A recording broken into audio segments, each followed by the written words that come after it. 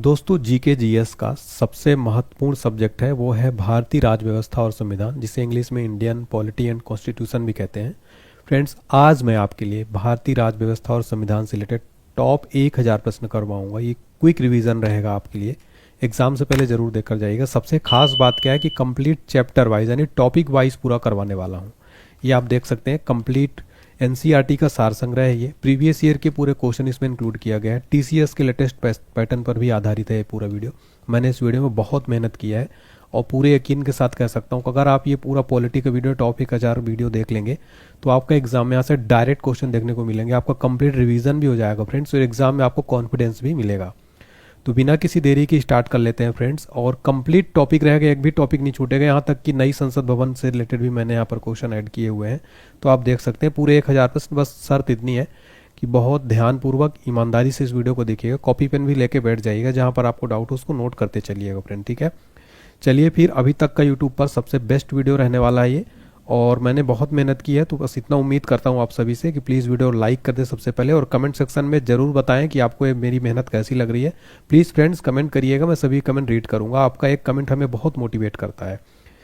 तो आगे बढ़ने से पहले बस एक छोटी सी अपडेट, ऑनलाइन एचडी पॉइंट का एप्लीकेशन इंस्टॉल कर लीजिए जल्दी से, नया लॉन्च हुआ है। यहाँ पर आपको पेड कोर्सेज मिल जाएंगे, पेड टेस्ट सीरीज भी है SSC railway and all exam की, मात्र 49 रुपये में टेस्ट सीरीज है, जरूर पढ़िए। फ्री पीडीएफ भी काफ़ी सारी है, पेड पीडीएफ भी अवेलेबल है हमारे। जितनी भी मैंने पेड पीडीएफ जितना भी पढ़ाता हूँ सेम एग्जाम पैटर्न के अकॉर्डिंग सारी पेड पीडीएफ भी है। करंट अफेयर्स सब कुछ अपडेट हो रहा है, सिलेबस भी है। जल्दी से इंस्टॉल कर लीजिए, डिस्क्रिप्शन बॉक्स में लिंक है, प्ले स्टोर में भी सर्च कर सकते हैं। चलिए फिर स्टार्ट करते हैं। काफ़ी महत्वपूर्ण टॉपिक, बहुत ध्यान से सुनिए। चलिए, सबसे पहला हमारा टॉपिक है भारत का संवैधानिक इतिहास। पहला प्रश्न है, रेगुलेटिंग एक्ट कब पारित किया गया? राइट आंसर है 1773 ईस्वी में रेगुलेटिंग एक्ट पारित किया गया था। भारत के गवर्नर जनरल को किस एक्ट के द्वारा अपनी समिति के निर्णय को अस्वीकार करने का अधिकार मिला? राइट आंसर है 1786 का अमेंडमेंट एक्ट। अगला प्रश्न, महारानी विक्टोरिया को भारत की साम्राज्ञी कब नियुक्त किया गया था? राइट आंसर है 1858 ईस्वी में महारानी विक्टोरिया को भारत का साम्राज्ञी बनाया गया था। अगला प्रश्न एग्जाम में डायरेक्ट पूछा जाता है, मार्ले मिंटो सुधार का उद्देश्य क्या था? इसका उद्देश्य था पृथक निर्वाचन प्रणाली। मार्ले मिंटो सुधार बिल किस वर्ष पारित किया गया? राइट आंसर है 1909 में मार्ले मिंटो सुधार बिल पारित किया गया था।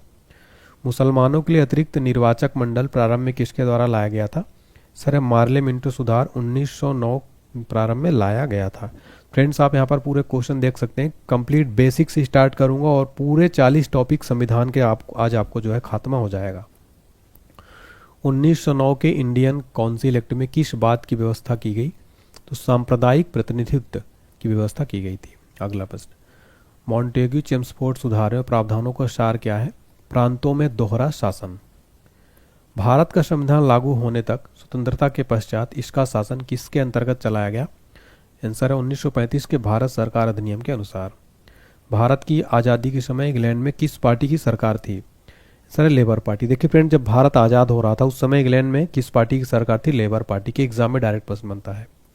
केंद्र में द्वैध शासन प्रणाली को किस अधिनियम के अंतर्गत स्थापित किया गया था?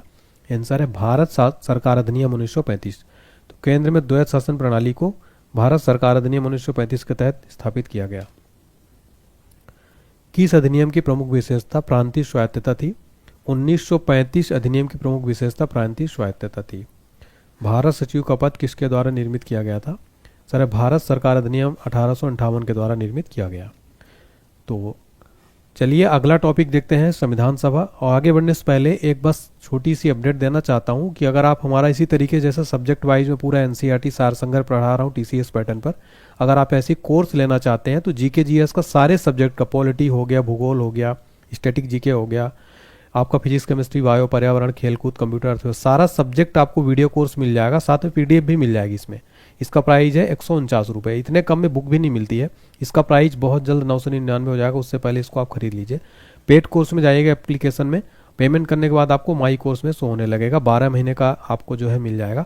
पेड टेस्ट सीरीज भी अवेलेबल, 49 रुपये इसमें ऐड हो जाएगा। अगर आप लेना चाहें, नहीं लेना चाहते स्किप कर सकते हैं, कोई दिक्कत है व्हाट्सएप पर मैसेज कर सकते हैं। हमारा अगला टॉपिक है संविधान सभा, सबसे इंपॉर्टेंट टॉपिक है। भारत की संविधान सभा गठित करने का आधार क्या था? Cabinet mission plan 1946। भारत की संविधान सभा किसके अनुसार गठित की गई? कैबिनेट मिशन योजना के अनुसार गठित की गई थी भारत की संविधान सभा? सन 1936 में भारतीय राष्ट्रीय कांग्रेस द्वारा संविधान सभा के गठन की मांग कहाँ पर हुए अधिवेशन में रखी गई? आंसर है फैजपुर अधिवेशन में। नेक्स्ट है, कैबिनेट मिशन योजना के अनुसार संविधान सभा में कुल कितने सदस्य होने थे? आंसर है 389। कैबिनेट मिशन योजना के अंतर्गत संविधान निर्मात्री परिषद में प्रत्येक प्रांत की आवंटित सदस्य संख्या निर्धारित करने के लिए प्रतिनिधि कितनी जनसंख्या के अनुपात में था? सर है 10 लाख प्रति व्यक्ति। तो ये याद रखिएगा, ठीक है। अगला प्रश्न है, संविधान सभा के सदस्यों को किसके प्रत्यक्ष रूप से निर्वाचित किया गया? प्रांतों की विधानसभा के। संविधान सभा में किस प्रांत का प्रतिनिधित्व सबसे अधिक था? आंसर है संयुक्त प्रांत का प्रतिनिधित्व सबसे अधिक था। संविधान सभा में किस देशी रियासत के प्रतिनिधित्व ने भाग नहीं लिया था? तो हैदराबाद रियासत का जो प्रतिनिधि है इसने भाग नहीं लिया। एग्जाम में यहाँ से डायरेक्ट क्वेश्चन बनता है फ्रेंड, सेम टू सेम। अगला है, B.R. अम्बेडकर का संविधान सभा में निर्वाचन कहाँ से हुआ था? आंसर है पश्चिम बंगाल से। अभी एक एग्जाम में डायरेक्ट क्वेश्चन पूछा गया था, SSC का ही एग्जाम था, उसमें पूछा गया था ये। भारतीय संविधान को किसने बनाया? सर है संविधान सभा ने। संविधान सभा के लिए चुनाव कब संपन्न हुए? आंसर है 1946 में संपन्न हुए थे। भारतीय संविधान सभा की स्थापना कब हुई थी? आंसर है 9 दिसंबर 1946 को संविधान सभा की स्थापना हुई थी। संविधान सभा का प्रथम अधिवेशन कहाँ हुआ था? आंसर है दिल्ली में। अगला प्रश्न, संविधान सभा के उद्घाटन अधिवेशन को अध्यक्षता किसने की थी? सच्चिदानंद सिन्हा ने। संविधान सभा का पहला सत्र कब हुआ था? 9 दिसंबर 1946 को। संविधान सभा के अस्थायी अध्यक्ष कौन थे? सच्चिदानंद सिन्हा। संविधान सभा के अस्थायी अध्यक्ष कौन थे? डॉक्टर राजेंद्र प्रसाद। 11 दिसंबर 1986 को किस संविधान सभा का अस्थायी अध्यक्ष चुना गया था? डॉक्टर राजेंद्र प्रसाद को संविधान सभा का अस्थायी अध्यक्ष चुना गया था। ये क्वेश्चन आप स्टार मार्क 5 स्टार मार्क लेना, डायरेक्ट क्वेश्चन एग्जाम में कई बार रिपीट हुआ है। संविधान सभा का संवैधानिक सलाहकार किसे नियुक्त किया गया था? आंसर है BN राव को। संविधान को प्रारूप समिति का नियुक्ति कब की गई? 20 अगस्त 1947 को, यानी मसविदा समिति नियुक्ति कब की थी? 20 अगस्त 1947 को। भारतीय संविधान के जनक कौन है? डॉक्टर भीमराव अंबेडकर बाबा साहब भारतीय संविधान के निर्माता और जनक माने जाते हैं। अगला प्रश्न, भारतीय संविधान सभा यानी प्रारूप समिति के अध्यक्ष कौन थे? डॉक्टर भीमराव अंबेडकर प्रारूप समिति के अध्यक्ष थे। फ्रेंड्स, ये क्वेश्चन आप देख सकते हैं, मैंने ऐसे क्वेश्चन लिए जो प्रीवियस ईयर में बहुत बार रिपीट हुए और आगे आने वाले एग्जाम्स में 100% इन प्रश्नों की बनने की पॉसिबिलिटी है। तो कंप्लीट मैं आपको जो है देखिए पूरा टॉपिक वाइज कराने वाला हूँ। यूट्यूब पर ऐसा वीडियो आपको कहीं नहीं मिलेगा जो आप कंप्लीट चैप्टर वाइज हो पूरा आपका ये सब्जेक्ट, ठीक है। तो इसको आप बहुत ध्यानपूर्वक देखिएगा, भले थोड़ा टाइम आप बाद में अपने सुविधानुसार इसको थोड़ा थोड़ा करके देखिए, लेकिन जरूर पूरा देखिएगा। संविधान की प्रारूप समिति के समक्ष प्रस्तावना का प्रस्ताव किसने रखा? सर जवाहरलाल नेहरू ने। भारतीय संविधान सभा को संघीय शक्ति समिति के अध्यक्ष कौन थे? आंसर है पंडित जवाहरलाल नेहरू भारतीय संविधान सभा के संघीय शक्ति समिति के अध्यक्ष थे। भारतीय संविधान को अपनाया गया किसके द्वारा? संविधान सभा द्वारा। भारत को एक संविधान देने का प्रस्ताव संविधान सभा द्वारा पारित किया गया था। तो 22 जनवरी 1947 को संविधान देने का प्रस्ताव संविधान सभा द्वारा पारित किया गया। अगला प्रश्न, संविधान निर्मात्री सभा में झंडा समिति के अध्यक्ष कौन थे? आंसर है JV कृपलानी जो है झंडा समिति के अध्यक्ष थे। राष्ट्रीय झंडे की अभिकल्पना को भारत की संविधान सभा में ग्रहण कब किया गया? आंसर है जुलाई 1947 में संविधान सभा में जो है राष्ट्रीय झंडे की अभिकल्पना को ग्रहण किया गया। भारतीय संविधान सभा ने भारतीय राष्ट्रीय ध्वज की रूपरेखा को अंगीकार कब किया? सर 22 जुलाई 1947 को। संविधान सभा ने संविधान को अंतिम रूप से किस दिन पारित किया? आंसर है 26 नवंबर 1949 को। भारत के संविधान का प्रारूप तैयार करने वाली संविधान सभा के सदस्यों को कैसे चुना गया था? विभिन्न प्रांतों की विधानसभा द्वारा चुना गया था। अगला है, संविधान सभा द्वारा अंतिम रूप से पारित संविधान में कुल कितने अनुच्छेद और अनुसूचियां थी? तो 395 अनुच्छेद और 8 अनुसूचियां थी। तो देखिए अंतिम रूप से जब पारित किया गया कुल उस समय 395 अनुच्छेद 8 अनुसूचियां थी। ये क्वेश्चन एग्जाम में कई बार रिपीट हुआ है। भारत के लिए संविधान सभा को रचना हेतु संविधान सभा का विचार किसने प्रस्तुत किया? स्वराज पार्टी ने 1942 में। हमारा अगला टॉपिक है संविधान की प्रस्तावना। तो यहाँ से भी प्रश्न बनते हैं। चलिए, तो फ्रेंड्स अगर आपको वीडियो अच्छा लग रहा है तो कमेंट सेक्शन में ज़रूर बताएं कि आपको ये क्लास कैसी लग रही है। प्लीज़ सभी का कमेंट रीड करता हूँ। आप लोग कहाँ से वीडियो देख रहे हैं, किस राज्य से, ज़रूर बताएं, किस जिले से, किस एग्जाम की तैयारी करते हैं। पहला क्वेश्चन है, भारतीय संविधान के किस भाग को उसकी आत्मा की संज्ञा प्रदान की गई है? प्रस्तावना को क्या कहा जाता है? आत्मा। संविधान निर्माताओं ने किस पर विशेष ध्यान दिया? आंसर है प्रस्तावना पर। भारत के संविधान की प्रस्तावना किन शब्दों से शुरू होती है? हम भारत के लोग से। भारत किस प्रकार का राष्ट्र है? धर्मनिरपेक्ष राष्ट्र। धर्मनिरपेक्ष का अर्थ क्या है? यानी सभी धर्मों के महत्व स्वीकार करना। भारत एक धर्मनिरपेक्ष राज्य, इसका मतलब है कि भारतीय राज्य किसी निश्चित धर्म का समर्थन नहीं करता है, सभी धर्मों का सम्मान करता है।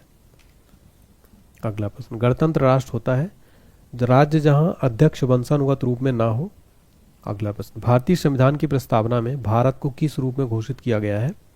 सर, एक प्रभुत्व संपन्न समाजवादी धर्मनिरपेक्ष प्रजातांत्रिक गणराज्य के रूप में भारतीय संविधान को प्रस्तावना में घोषित किया गया है। भारत एक गणतंत्र, इसका क्या अर्थ है? भारत में वंशानुगत शासन नहीं है, इसका अर्थ है। तो गणतंत्र का मतलब क्या होता है? भारत में वंशानुगत शासक नहीं है। कौन सा शब्द भारत के संविधान के उद्देश्य में नहीं है? सर, लोक कल्याण। नेक्स्ट है, कल्याणकारी राज्य का उद्देश्य क्या है? कमजोर वर्गों के कल्याण का प्रबंध करना। भारत को एक गणराज्य मुख्य रूप में माना जाता है क्योंकि राज्याध्यक्ष का चुनाव होता है। भारतीय संविधान में समवर्ती सूची किसके संविधान से ली गई है? आंसर है ऑस्ट्रेलिया के संविधान से। मैं सबसे पहले आपको एक बार पूरी लिस्ट दिखा देना चाहता हूं फ्रेंड्स कि देखिए पूरी लिस्ट में कंप्लीट आपको संविधान सभा, संविधान के स्रोत, अनुसूचियां, राष्ट्रपति, उपराष्ट्रपति, राज्यसभा, लोकसभा, ये सब कुछ कवर किया जाएगा। ठीक है, चलिए फिर हमारा अगला प्रश्न है, अब तक भारत के संविधान की उद्देशिका में कितनी बार संशोधन किया जा चुका है? एक बार। भारतीय संविधान की उद्देशिका में परिवर्तन किस संशोधन अधिनियम में किए गए थे? आंसर है 42वें संविधान संशोधन अधिनियम 1976 में।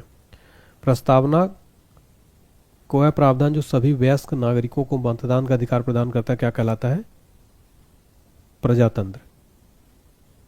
भारतीय संविधान के किस संशोधन द्वारा प्रस्तावना में दो शब्द समाजवादी और धर्मनिरपेक्ष जोड़े गए थे?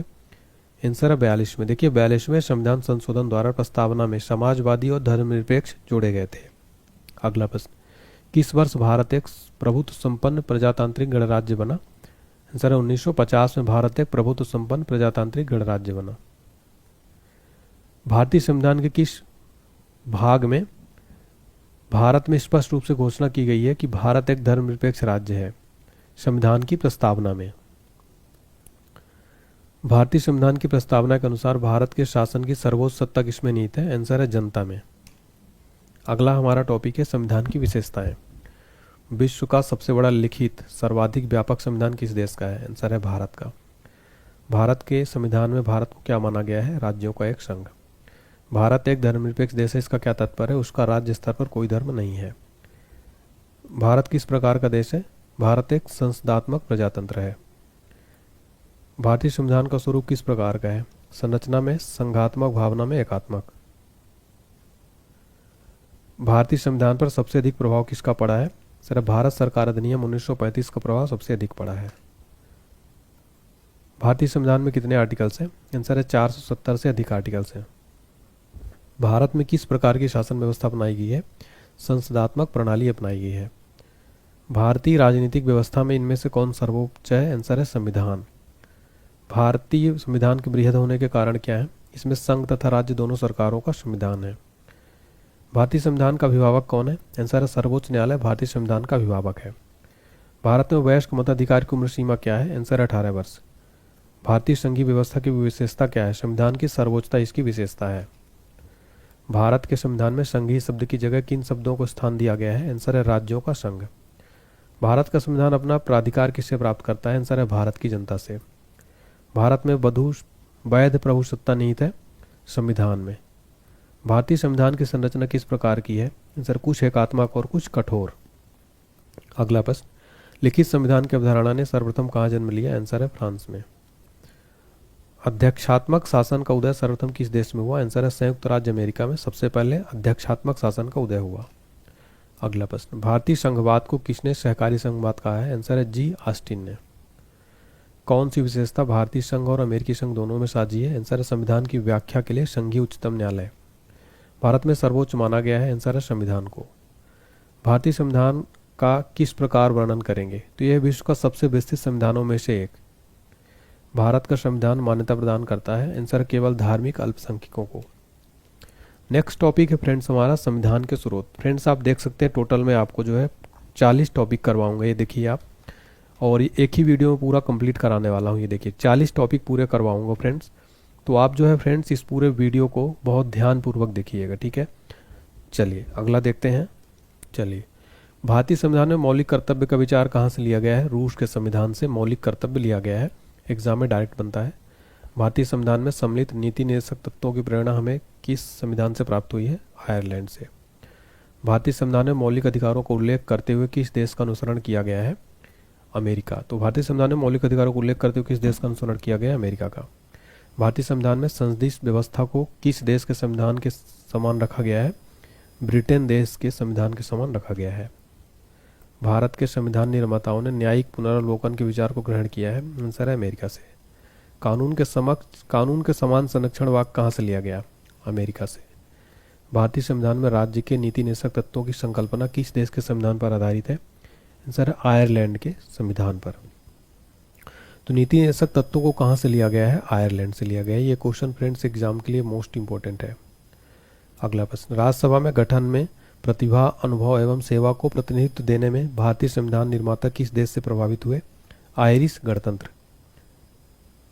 भारतीय संविधान में समवर्ती सूची किसके संविधान से ली गई है? Answer Australia. देखिए समवर्ती सूची कहाँ से ली गई है? ऑस्ट्रेलिया से। फ्रेंड्स आप पूरे क्वेश्चन देख पा रहे होंगे, जितने भी मैंने सेलेक्ट किए एनसीईआरटी का एनसीईआरटी का पूरा सार संग्रह है, प्रीवियस ईयर है, टीसीएस पैटर्न पर लेटेस्ट है, सारे मोस्ट इंपॉर्टेंट क्वेश्चन है।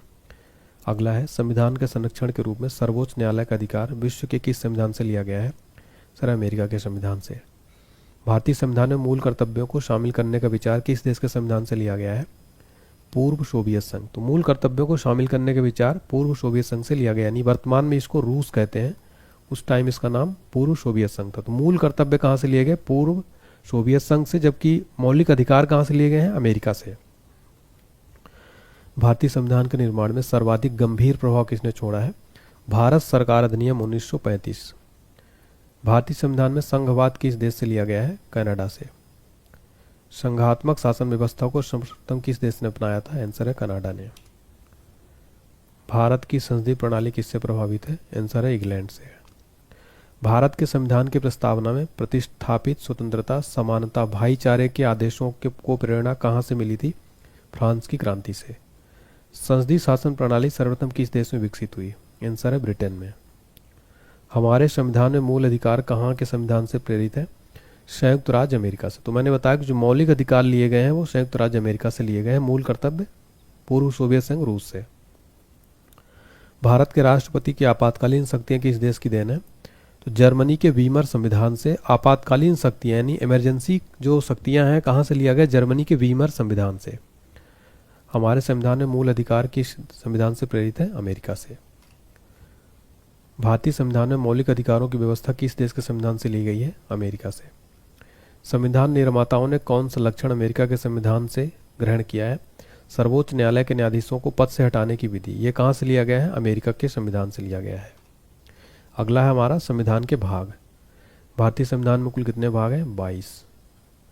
भारतीय संविधान के किस भाग में संविधान संशोधन की प्रक्रिया का उल्लेख है? भाग 20 में संविधान संशोधन की प्रक्रिया का उल्लेख है। संविधान के किस भाग में ग्राम पंचायतों की स्थापना की बात कही गई है? भाग 4 में ग्राम पंचायतों की स्थापना की बात कही गई।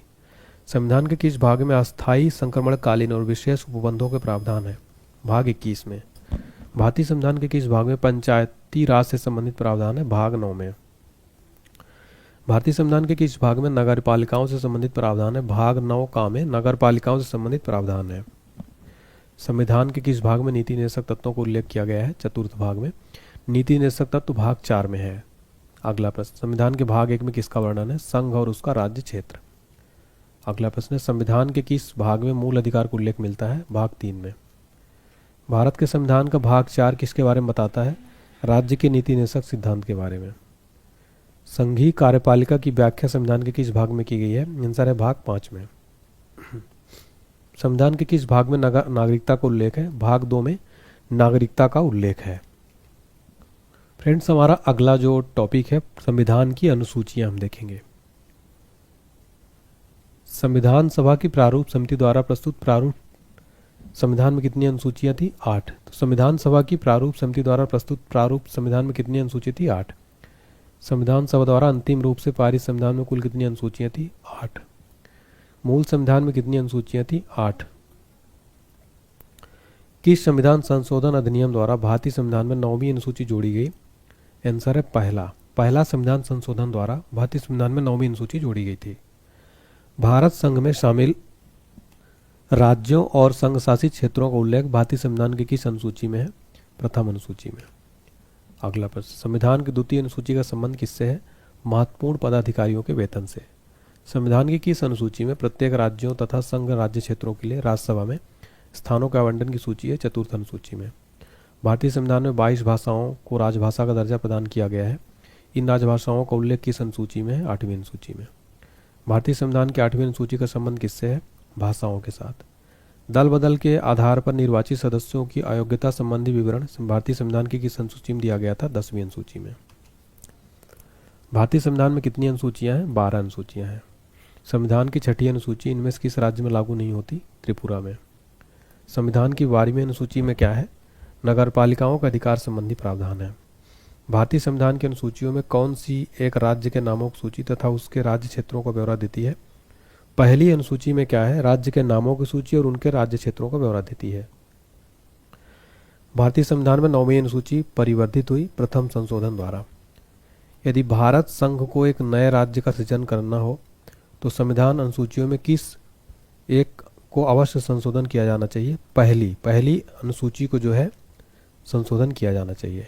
अगला प्रश्न, भारत के संविधान की किस अनुसूची में विभिन्न राज्यों में अनुसूचित क्षेत्रों और प्रशासक नियंत्रण के लिए विशेष उपबंध है?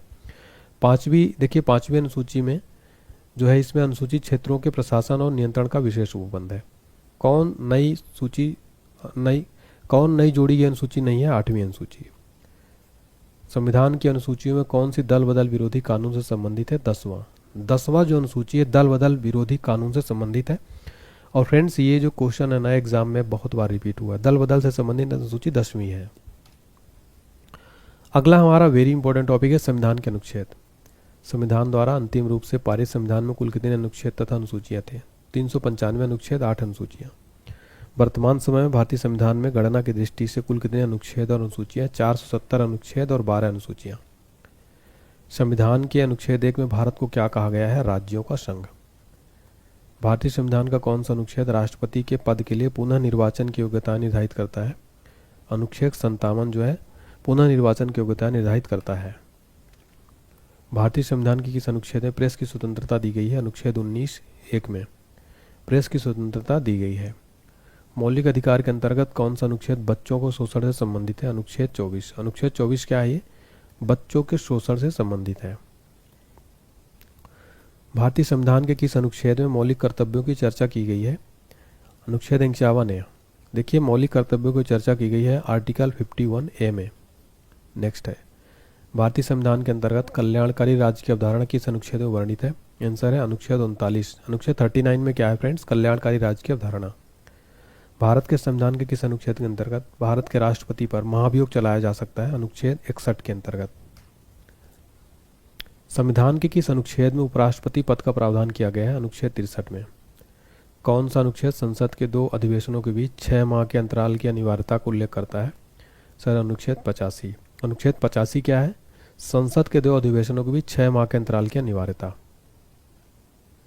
संविधान के किस अनुच्छेद के अंतर्गत राष्ट्रपति अध्यादेश जारी करता है? अनुच्छेद 123। अनुच्छेद 123 के अंतर्गत राष्ट्रपति अध्यादेश जारी करता है। संविधान के किस अनुच्छेद में सर्वोच्च न्यायालय के न्यायाधीश पर महाभियोग चलाए जाने का प्रावधान है? अनुच्छेद 124 में। देखिए फ्रेंड्स अनुच्छेद 124 में जो सुप्रीम कोर्ट के न्यायाधीश उन पर महाभियोग चलाए जाने का प्रावधान है आर्टिकल 124 में। भारतीय संविधान का कौन सा अनुच्छेद संसद को अंतर्राष्ट्रीय समझौतों को लागू करने के लिए विधि निर्माण करने की शक्ति प्रदान करता है? अनुच्छेद 253। देखिए फ्रेंड्स अनुच्छेद 253 क्या है? अंतर्राष्ट्रीय समझौतों को लागू करने के लिए विधि निर्माण करने की शक्ति प्रदान करता है। भारतीय संविधान के किस अनुच्छेद के अंतर्गत वित्त आयोग का गठन का प्रावधान है? आंसर अनुच्छेद 280। अनुच्छेद 280 में वित्त आयोग के गठन का प्रावधान है। संविधान का अनुच्छेद 312 किससे संबंधित है? अखिल भारतीय सेवाओं से। भारतीय संविधान के किस अनुच्छेद में अनुसूचित जनजातियों के लिए एक राष्ट्रीय आयोग का प्रावधान है? राइट आंसर अनुच्छेद 338 में। अनुच्छेद 338 में अनुसूचित जनजातियों, जिसको हम इंग्लिश में एसटी कहते हैं, यानी शेड्यूल्ड ट्राइब, शेड्यूल्ड ट्राइब के लिए राष्ट्रीय आयोग का प्रावधान है आर्टिकल 338A में। संविधान के किस अनुच्छेद के अंतर्गत हिंदी को राजभाषा का दर्जा प्रदान किया गया है? अनुच्छेद 343(1) के अंतर्गत हिंदी को राजभाषा का दर्जा प्रदान किया गया है। संविधान के किस अनुच्छेद के अंतर्गत राष्ट्रपति राष्ट्रीय आपातकाल की घोषणा करता है? सर अनुच्छेद 352 में राष्ट्रपति राष्ट्रीय आपातकाल की घोषणा किस आर्टिकल के अंतर्गत करता है? 352। संविधान के किस अनुच्छेद के तहत राज्यों में संवैधानिक तंत्र के विफल होने पर राष्ट्रपति शासन लागू किया जा सकता है? अनुच्छेद 356। तो देखिए किस अनुच्छेद के अंतर्गत होता है? तो संवैधानिक तंत्र विफल होने पर राष्ट्रपति शासन अनुच्छेद 356 के अंतर्गत लागू कर सकते हैं। संविधान के किस अनुच्छेद के संविधान किस अनुच्छेद के अंतर्गत राष्ट्रपति वित्तीय आपातकाल की घोषणा करता है? तो आर्टिकल 360 में क्या है? वित्तीय आपातकाल की घोषणा राष्ट्रपति किस आर्टिकल के अंतर्गत करता है? आर्टिकल 360। आपको कमेंट सेक्शन में बताना है। एक क्वेश्चन है आपके लिए, भारत में अब तक राष्ट्रीय वित्तीय आपातकाल कितनी बार लग चुका है? तो सभी बच्चे कमेंट सेक्शन में बताइए, आपके लिए क्वेश्चन है ये, ठीक है? तो कमेंट करिए, भारत में वित्तीय आपातकाल कितनी बार लग चुका है। संविधान में किस अनुच्छेद के अंतर्गत प्रत्येक राज्य मातृभाषा का प्रसार एवं अनुदेश प्राथमिक शिक्षा में लागू करना है? यह है अनुच्छेद 350A के अंतर्गत प्रत्येक राज्य मातृभाषा का प्रसार एवं अनुदेश प्राथमिक शिक्षा में लागू कर सकता है। संविधान में मंत्रिमंडल शब्द का एक बार प्रयोग हुआ है और यह किस अनुच्छेद में? अनुच्छेद 352 में है। संविधान के किस अनुच्छेद में संविधान के संशोधन की प्रक्रिया का उल्लेख है? आंसर है आर्टिकल 368 में। 368 में संविधान संशोधन की प्रक्रिया का उल्लेख है। संविधान के किस अनुच्छेद में व्यवस्था की गई है प्रत्येक राज्य शिक्षा के प्राथमिक स्तर पर मातृभाषा में शिक्षा की पर्याप्त सुविधाओं की व्यवस्था करने का प्रयास करेगा? अनुच्छेद 350 में यह व्यवस्था की गई है प्रत्येक राज्य शिक्षा के प्राथमिक स्तर पर मातृभाषा में शिक्षा की पर्याप्त सुविधाओं की व्यवस्था करने का प्रयास करेगा। भारतीय संविधान के किस अनुच्छेद में विभिन्न राज्यों से संबंधित विशिष्ट प्रावधान का उल्लेख है? अनुच्छेद 371 में। संसद को संविधान का अधिकार दिया गया है? अनुच्छेद 368 में। भारतीय संविधान के अनुच्छेद 17 में उपबंध किया गया है अस्पृश्यता का उन्मूलन किस आर्टिकल में? आर्टिकल 17 में। भारतीय संविधान के किस अनुच्छेद में राज्य सरकार को ग्राम पंचायतों के संगठन का निर्देश देता है? अनुच्छेद 40। अनुच्छेद 40 क्या करता है? राज्य सरकार को ग्राम पंचायतों के संगठन का निर्देश देता है। भारतीय संविधान के किस अनुच्छेद में अनुसूचित जनजातियों के लिए राष्ट्रीय आयोग का प्रावधान है? आर्टिकल 338A में अनुसूचित जनजातियों के लिए राष्ट्रीय आयोग का प्रावधान है। संविधान के किस अनुच्छेद के अंतर्गत लोक सेवा आयोग के सदस्य को हटाया जा सकता है? 317। 317 के अंतर्गत लोक सेवा आयोग के सदस्य को हटाया जा सकता है, ठीक है। अगला प्रश्न, संविधान के किस अनुच्छेद में राज्यों द्वारा प्राथमिक शिक्षा मातृभाषा के लिए जाने का प्रावधान? अनुच्छेद 350 से। अनुच्छेद 350 में राज्यों द्वारा प्राथमिक शिक्षा मातृभाषा के लिए जाने का प्रावधान है। भारतीय संविधान में समानता का अधिकार 5 अनुच्छेदों द्वारा प्रदान किया जाता है, यह है तो अनुच्छेद 14 से 18, ये 5 अनुच्छेदों द्वारा प्रदान किया जाता है। भारतीय संविधान के किस अनुच्छेद के अंतर्गत भारत सरकार का दायित्व है कि वह बाह्य आक्रमण और आंतरिक अशांति में राज्यों की रक्षा करे? अनुच्छेद 352। अनुच्छेद 352 के अंतर्गत भारत सरकार का दायित्व है कि वह बाह्य आक्रमण और आंतरिक अशांति में राज्यों की रक्षा करे। भारतीय संविधान के किस अनुच्छेद में भारतीय नागरिकों का मूल कर्तव्य शामिल है? अनुच्छेद 51 में मूल कर्तव्यों को शामिल किया गया। भारतीय संविधान की अस्पृश्यता उन्मूलन से संबंधित अनुच्छेद कौन सा है? अनुच्छेद 17। अगला है, भारत के प्रत्येक नागरिक का कर्तव्य होगा प्राकृतिक पर्यावरण के संरक्षण और सुधार। यह कथन भारतीय संविधान के किस अनुच्छेद में संदर्भित है? अनुच्छेद 48A में। तो यहाँ पर हमने देख लिया कंप्लीट आर्टिकल। अब हम देखेंगे संघ और उसके राज्य क्षेत्र। भारतीय संविधान में भारत को किस प्रकार वर्णित किया गया है? एक राज्यों का संघ। भारत को एक राज्यों का संघ वर्णित किया गया है। आंध्र प्रदेश एक भाषाई रूप में गठित किया गया, कब? 1953 में। अन्य राजवाड़ों के भारत के विलय के बाद भी किन 3 राज्यों में भारत में शामिल होना विलंबित किया? जूनागढ़, हैदराबाद और जम्मू कश्मीर। अगला है, 500 से अधिक राजवाड़ों यानी देसी रियासतों के भारत में विलय के लिए कौन उत्तरदायी था? सरदार वल्लभ भाई पटेल जी। भाषाई आधार पर राज्यों का पुनर्गठन किस वर्ष किया गया? आंसर 1956 में। यह क्वेश्चन एग्जाम में बार बार रिपीट होता है। भाषाई आधार पर गठित भारत का प्रथम राज्य कौन सा है? आंध्र प्रदेश। राज्य पुनर्गठन आयोग का गठन किस वर्ष किया गया था? आंसर 1953 में। पांडिचेरी को किस वर्ष भारतीय संघ में सम्मिलित किया गया? आंसर 1962 में। राज्य पुनर्गठन अधिनियम 1956 के पश्चात राज्य और संघ शासित क्षेत्रों की संख्या क्रमशः कितनी थी? तो 14 और 5। तो राज्य पुनर्गठन अधिनियम 1956 के पश्चात राज्य 14 थे और संघ शासित क्षेत्र 5 थे। भारतीय संघ में राज्यों और केंद्र शासित प्रदेशों की संख्या क्रमशः कितनी है? तो वर्तमान में 28 राज्य और 8 केंद्र शासित प्रदेश। किस वर्ष सिक्किम को राज्य का दर्जा दिया गया था? 1975 में। भारतीय संघ में सम्मिलित किया गया 28वां राज्य कौन सा है? झारखंड जो है ये 28वां राज्य है। देखिए फ्रेंड्स, मैं आपको बताना चाहता हूँ 29वां राज्य फिर बना तेलंगाना, ठीक है। लेकिन इसके बाद जो है जम्मू कश्मीर और लद्दाख को केंद्र शासित प्रदेश बनाया गया। तो इसके बाद ये 28 राज्य हो गए और 8 केंद्र शासित प्रदेश। झारखंड राज्य का गठन कब हुआ था? 15 नवंबर 2000 में। हमारा अगला टॉपिक है नागरिकता, 10वां टॉपिक। भारतीय संविधान की कौन सी नागरिकता प्रदान करता है? एकल नागरिकता। भारतीय संविधान एकल नागरिकता प्रदान करता है। किस अनुच्छेद के तहत संसद को नागरिकता के संबंध में कानून बनाने का अधिकार प्रदान किया गया है? अनुच्छेद 11 के तहत। देशीकरण द्वारा नागरिकता प्राप्ति का एक तरीका क्या है? विदेशी पुरुष से विवाह करने पर। नागरिकता के लोप होने पर एक नियम क्या है? देशद्रोह का अपराध सिद्ध होने पर। नागरिकता प्राप्त करने व खोने के विषय में विस्तार से चर्चा कहाँ की गई है? 1955 के नागरिकता कानून में। कितने वर्षों तक लगातार बाहर रहने पर नागरिकता समाप्त हो जाती है? 7 वर्ष। भारत में एकल नागरिकता की अवधारणा कहाँ से अपनाई गई है? इंग्लैंड से। किस देश में दोहरी नागरिकता का सिद्धांत स्वीकार किया गया है? संयुक्त राज्य अमेरिका में। नागरिकता प्राप्त करने के लिए शर्तें निर्धारित करने वाला सक्षम निकाय कौन सा है? संसद। अगला टॉपिक है हमारा मूल अधिकार। चलिए देखते हैं। मौलिक अधिकार संविधान के किस भाग में वर्णित है? भाग 3 में। भारत के संविधान का भाग 3 संबंध है आंसर है मूल अधिकारों से। मूल अधिकारों को सर्वप्रथम किस देश में संवैधानिक मान्यता प्रदान की गई? आंसर है संयुक्त राज्य अमेरिका में। भारतीय नागरिकों के मौलिक अधिकारों को वर्णन संविधान के किस अनुच्छेद में है? संविधान के अनुच्छेद 12 से 35 तक। मौलिक अधिकारों का निलंबन कौन कर सकता है? भारत का राष्ट्रपति।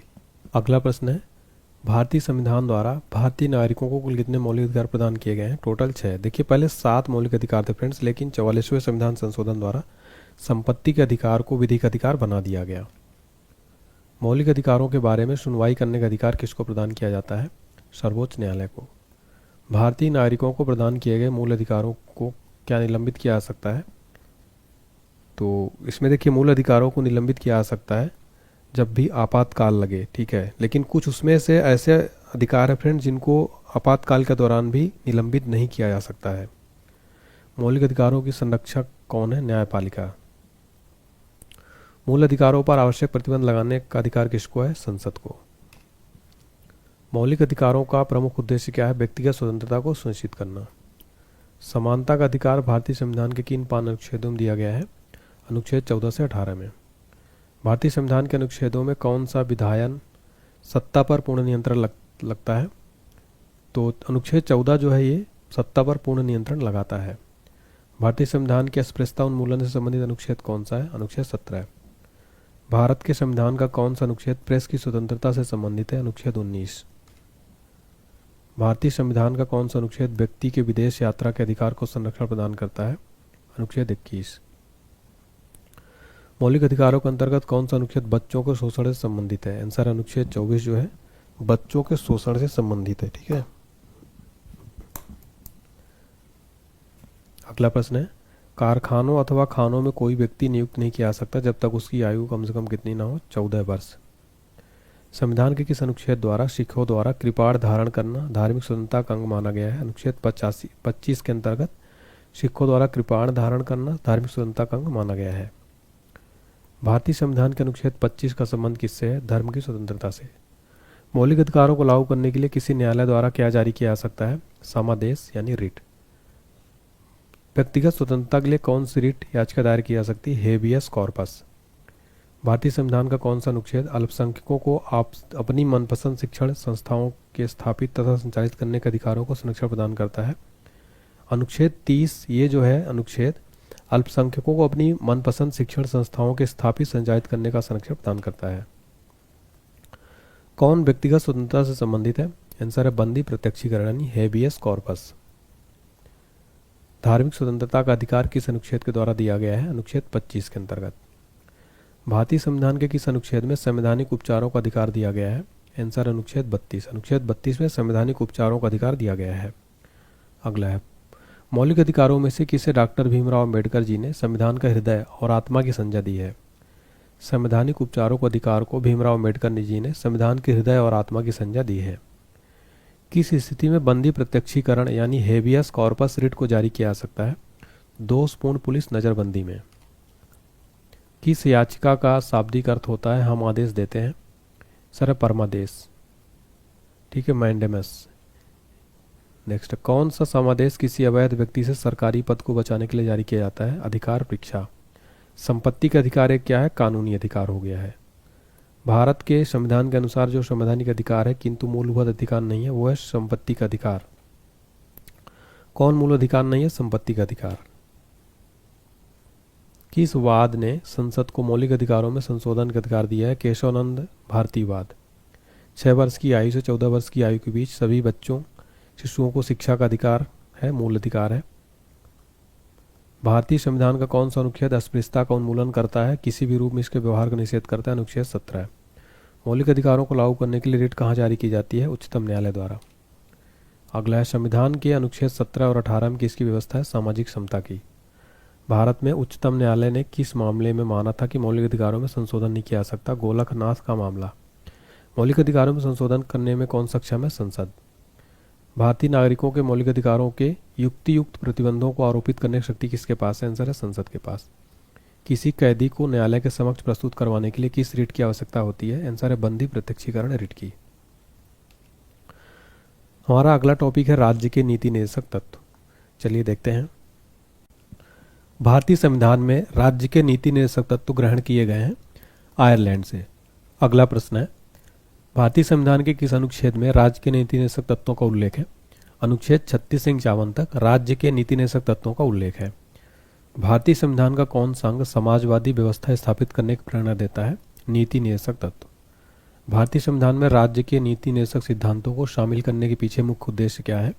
कल्याणकारी राज्य की स्थापना करना। नेक्स्ट है, संविधान में कल्याणकारी राज्य का आदेश दिया जाता है नीति निर्देशक तत्वों में। नीति निर्देशक सिद्धांत क्या है? वाद योग्य नहीं है। नेक्स्ट, नीति निर्देशक तत्वों को कार्यान्वित करने के लिए क्या मूल अधिकारों का हनन हो सकता है? आंसर है कुछ का हनन हो सकता है। भारत के संविधान में अंतर्राष्ट्रीय सुरक्षा को प्रोत्साहन देना सन्निहित है किसमें? राज्य के नीति निर्देशक तत्वों में। भारतीय संविधान के किस भाग में न्यायपालिका तथा कार्यपालिका के कर्तव्य का प्रावधान है? राज्य के निर्देशक सिद्धांत में। नेक्स्ट है, भारतीय संविधान में राज्य के नीति निर्देशक सिद्धांत को किस मुख्य कारण से सम्मिलित किया गया है? कल्याणकारी राज्य की स्थापना के लिए सम्मिलित किया गया है। मूलभूत संविधान में कौन से भाग में राज्य लोक कल्याण की संकल्पना सम्मिलित की गई है? राज्य के नीति निर्देशक तत्वों में इसमें संकल्पना प्रस्तुत की गई है। संविधान का कौन सा अंश भारत के नागरिकों को आर्थिक न्याय प्रदान करने का संकेत करता है? राज्य के नीति निर्देशक तत्व। किसी नीति निर्देशक सिद्धांत को प्रायः समाजवादी माना जाता है ग्राम पंचायतों की स्थापना के लिए। अगला है, नीति निर्देशक सिद्धांतों में वह सिद्धांत कौन सा जिसे गांधीवादी सिद्धांत कहा जाता है? स्वशासन के प्रभावी एकलों के रूप में ग्राम पंचायत का संगठन। नीति निर्देशक का महत्व किसके लिए है? राज्य के लिए।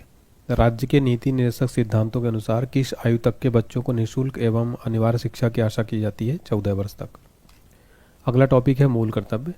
संविधान में मूल कर्तव्य से संबंधित प्रावधान किस समिति की संतुष्टियों के आधार पर सम्मिलित किया गया है?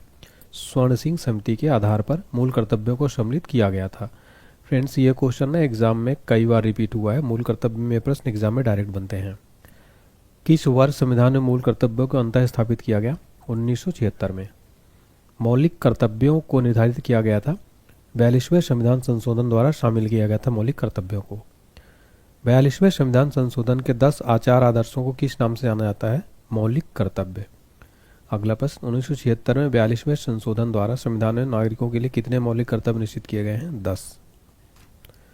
संविधान के किस भाग में मूल कर्तव्यों के अध्याय को जोड़ा गया है?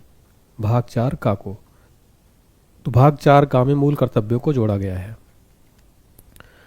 भारतीय संविधान में मौलिक कर्तव्यों की सूची किस भाग के रूप में जोड़ी गई है? 4। वर्तमान में संविधान में कुल कितने मूल कर्तव्यों का उल्लेख है? 11। किस संवैधानिक संशोधन अधिनियम द्वारा संविधान में मूल कर्तव्यों को सम्मिलित किया गया है? 42वां संविधान संशोधन अधिनियम 1975 के द्वारा। अगला प्रश्न, संविधान में उल्लिखित मौलिक कर्तव्य किसके लिए हैं? सभी नागरिकों के लिए।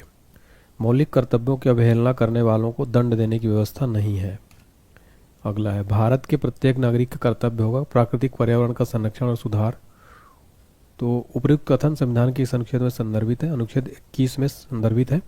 प्रत्येक नागरिक कर्तव्य प्राकृतिक पर्यावरण संरक्षण का सुधार। संविधान में मौलिक कर्तव्य किस संशोधन द्वारा जोड़े गए? 42वें संशोधन द्वारा। भारतीय संविधान के किस अनुच्छेद में भारतीय नागरिकों के मूल कर्तव्य शामिल हैं? अनुच्छेद 51 में। चलिए आगे बढ़ते हैं और देखते हैं भारतीय संसद। आगे बढ़ने से पहले देखिए महापैक जो है पीडीएफ का, इसमें पीडीएफ नोट से प्रिंट फॉर्मेट देख सकते हैं आप। करंट अफेयर्स, स्टैटिक जीके, सामान्य विज्ञान जीके, जिस ब्रह्मास्त्र, कंप्लीट मैथ्स, सामान्य विज्ञान, लूसेंट जीके, ये सारा आपको मिल जाएगा। मात्र 199 रुपये में आपको नोट्स मिल जाएगा। इसको खरीदने के लिए आप एप्लीकेशन डाउनलोड कर लीजिए हमारा ऑनलाइन HD पॉइंट का। 199 रुपये में आपको मिल जाएगा। वैसे अगर आप अलग अलग लेंगे तो 999 में पड़ेगा। चलिए देखते हैं हमारा अगला टॉपिक, भारतीय संसद। भारत की संघीय व्यवस्थापिका को किस नाम से जाना जाता है? संसद। भारतीय संसद के कितने सदन हैं? 2। संसद के किस सदन को प्रतिनिधि सभा कहा जाता है? लोकसभा को। संसद का लोकप्रिय सदन कौन सा है? लोकसभा। संसद का स्थायी सदन कौन सा है? राज्यसभा। भारतीय संसद बनती है लोकसभा, राज्यसभा और राष्ट्रपति के द्वारा। भारतीय संसद के कितने अंग हैं? 3 अंग हैं। कौन कौन से? लोकसभा, राज्यसभा और राष्ट्रपति। अगला है, कौन सा प्रावधान भारतीय संविधान के अंतर्गत संसद के सदस्यों के विशेषाधिकारों तथा उन्मुक्तियों को निर्धारित करता है? अनुच्छेद 105। भारतीय संविधान के किस अनुच्छेद में कहा गया है कि संघ के लिए एक संसद होगी जो राष्ट्रपति और 2 सदनों से मिलकर बनेगी? अनुच्छेद 79 में कहा गया है ये। संसद का निम्न सदन और उच्च सदन क्या है? तो निम्न सदन है लोकसभा और उच्च सदन है राज्यसभा। संसद को भंग करने के लिए कौन सक्षम है? राष्ट्रपति। संसद के 2 क्रमिक अधिवेशनों के बीच अधिकतम कितने समयांतराल की अनुमति है? 6 माह की। भारतीय संसद के दोनों सदनों की संयुक्त बैठक किस संबंध में होती है? साधारण विधेयक। साधारण विधेयक से संबंधित गतिरोध को दूर करने के लिए संसद के दोनों सदनों की संयुक्त बैठक कौन बुलाता है? आंसर है राष्ट्रपति। अगला, लोकसभा और राज्यसभा में संयुक्त बैठक कब होती है? लोकसभा और राज्यसभा मतभेद होने पर संयुक्त बैठक होती है। जब संसद के दोनों सदनों के किसी साधारण विधेयक में मतभेद हो तो उस गतिरोध को कैसे सुलझाया जाता है? दोनों सदनों की संयुक्त बैठक के आधार पर। संसद की कार्यवाही सूची में प्रथम विषय क्या है? प्रश्नकाल। अगला प्रश्न है, कौन सी प्रथा संसदीय प्रणाली को भारत की देन है? शून्यकाल जो है ये प्रथा भारतीय संसदीय प्रणाली की देन है। अगला प्रश्न है हमारा, संसद के किसी सदस्य की सदस्यता तब समाप्त समझी जाती है यदि वह बिना सदन को सूचित किए अनुपस्थित रहता है 60 दिन तक, यानी 2 महीने तक। सांसदों के वेतन का निर्णय कौन करता है? संसद। संसद के कुल सदस्यों का कितना भाग वैधानिक चैम्बर की मीटिंग बुलाने के लिए आवश्यक गणपूर्ति कोरम है? 1/10। संसदीय प्रणाली वाली सरकार को अन्य किस नाम से जाना जाता है? संघीय सरकार के नाम से। भारत की पार्लियामेंट यानी संसद का गठन कब हुआ था? 1927 में हुआ था। भारतीय राजनीतिक व्यवस्था में कार्यपालिका के अधीन रहकर कार्य कौन करती है? न्यायपालिका। संसद के दोनों सदनों का 17वां वर्षांत कौन करता है? लोकसभा अध्यक्ष। भारत सरकार के निर्णयानुसार संसद के एक सदस्य एक वर्ग में अपने क्षेत्र में विकासात्मक कार्यक्रमों हेतु कितनी राशि खर्च कर सकता है? 5 करोड़ रुपए। किसी संसद सदस्य की योग्यता के संदर्भ में निर्णय कौन करता है? भारत का राष्ट्रपति। भारत की संचित निधि से धन निर्गम पर किसका नियंत्रण है? संसद का। अगला टॉपिक है हमारा राष्ट्रपति। भारत में कार्यपालिका का अध्यक्ष कौन होता है? सर है राष्ट्रपति। राष्ट्रपति पद्धति में समस्त कार्यपालिका की शक्तियां किसमें निहित होती हैं? राष्ट्रपति में। भारतीय संविधान के अनुसार देश का प्रथम नागरिक कौन होता है? राष्ट्रपति। भारतीय संविधान के अनुसार संघ की कार्यपालिका शक्ति किसमें निहित है? राष्ट्रपति में। भारतीय सेनाओं का सर्वोच्च सेनापति कौन होता है? राष्ट्रपति। भारत के राष्ट्रपति निर्वाचित होने के पात्र बनने के लिए किसी व्यक्ति की आयु पूर्ण होनी चाहिए? 35 वर्ष की आयु पूर्ण होनी चाहिए। राष्ट्रपति का निर्वाचन किस प्रकार से होता है?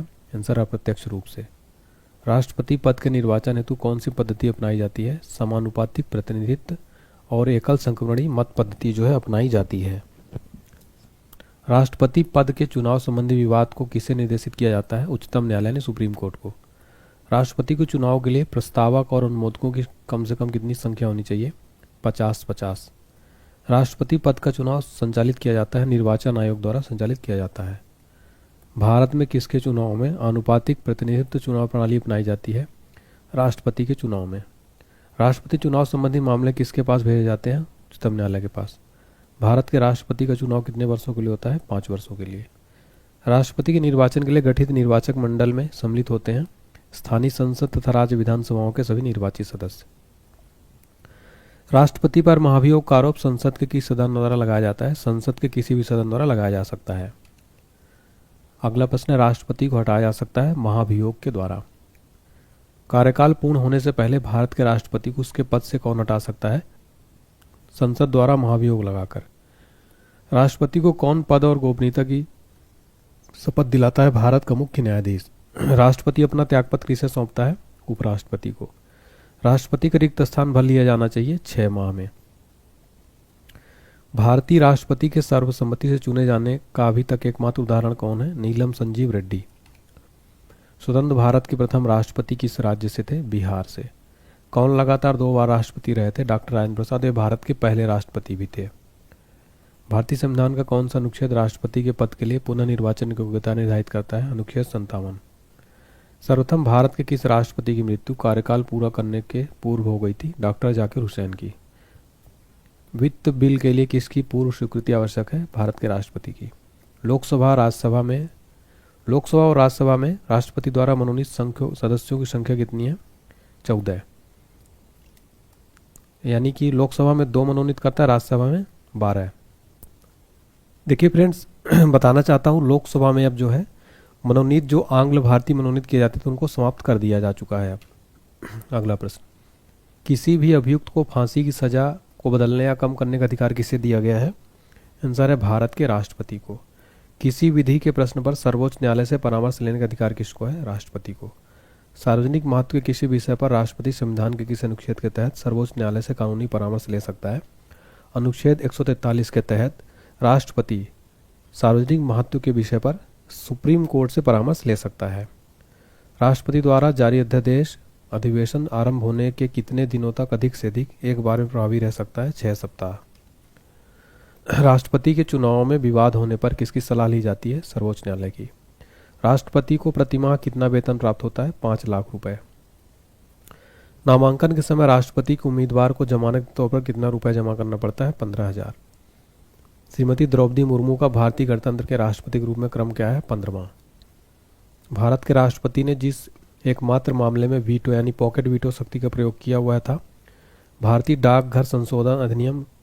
फिर अगला है, राष्ट्रपति की लोकसभा में किन 2 सदस्यों को मनोनीत करने का अधिकार है? एंग्लो इंडियन, लेकिन अभी इसको समाप्त कर दिया गया है, अब एंग्लो इंडियन नहीं मनोनीत किए जाते। राष्ट्रपति को पेंशन के रूप में आजीवन कितना रुपया प्रतिमाह मिलता है? 2.5 लाख रुपया। राष्ट्रपति और उपराष्ट्रपति को अनुपस्थिति में कौन कार्यभार ग्रहण करेगा? सर्वोच्च न्यायालय का मुख्य न्यायाधीश। अगला प्रश्न, लोकसभा द्वारा पारित विधेयक यदि राष्ट्रपति लोकसभा को पुनर्विचार के लिए लौटाता है और लोकसभा उसे पूर्ववत पास रख करके राष्ट्रपति के पास भेज देती तो राष्ट्रपति विधेयक को अनुमति देगा। ठीक है। अध्यादेश जारी करने का अधिकार राष्ट्रपति का कौन सा अधिकार है? ये विधायी अधिकार। भारत में गणतंत्र इसका अर्थ क्या है? भारत में वंशानुगत शासन नहीं है। अगला प्रश्न, एक विधेयक जो संसद में प्रस्तुत किया जाता है कौन सी क्रिया के बाद अधिनियम बन जाता है? जब राष्ट्रपति अपनी सहमति दे देता है तो विधेयक क्या बन जाता है? अधिनियम।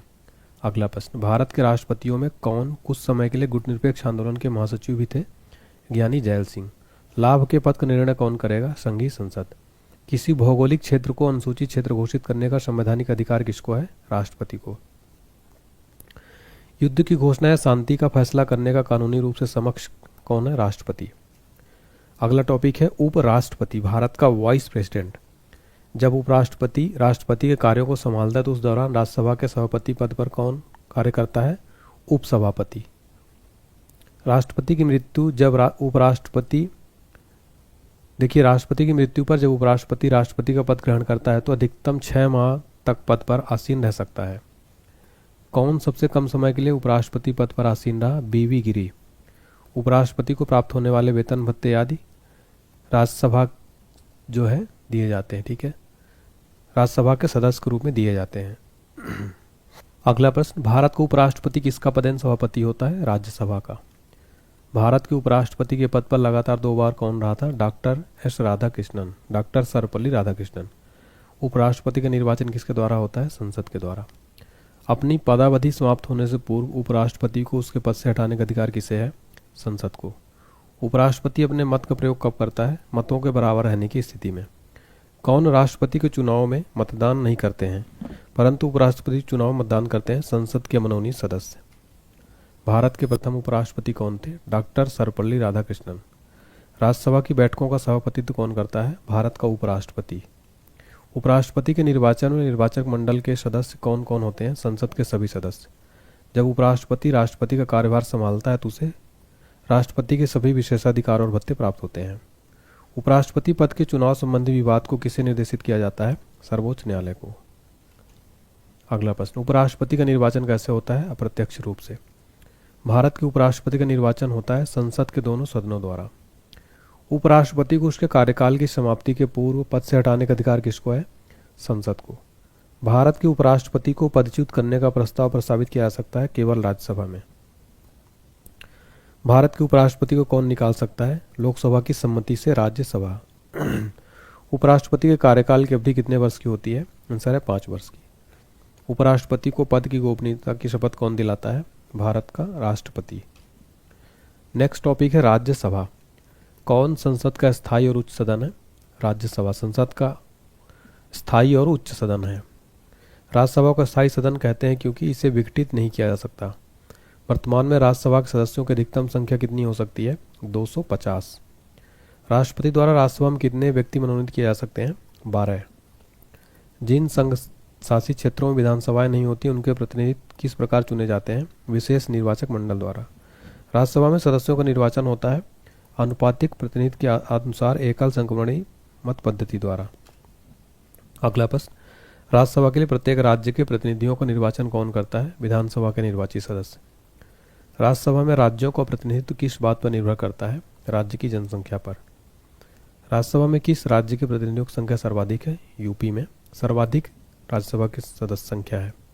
राज्यसभा के सदस्यों के लिए न्यूनतम आयु कितनी है? 30 वर्ष होनी चाहिए।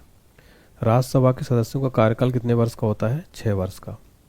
लोकसभा और राज्यसभा में गणपूर्ति यानी कोरम संख्या कितनी है? कुल सदस्य संख्या का 1/10। राज्यसभा में गणपूर्ति कोरम के लिए निर्धारित संख्या कितनी है? 25। अगला प्रश्न, राज्यसभा को भंग करने का अधिकार किसे प्राप्त है? किसी को नहीं। राज्यसभा को भंग नहीं किया जा सकता।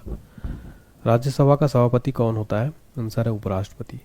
वह कौन सी सभा है जिसका अध्यक्ष उस सदन का सदस्य नहीं होता है? आंसर है राज्यसभा। राज्यसभा के सभापति का चुनाव कौन करता है? लोकसभा और राज्यसभा के सभी सदस्य।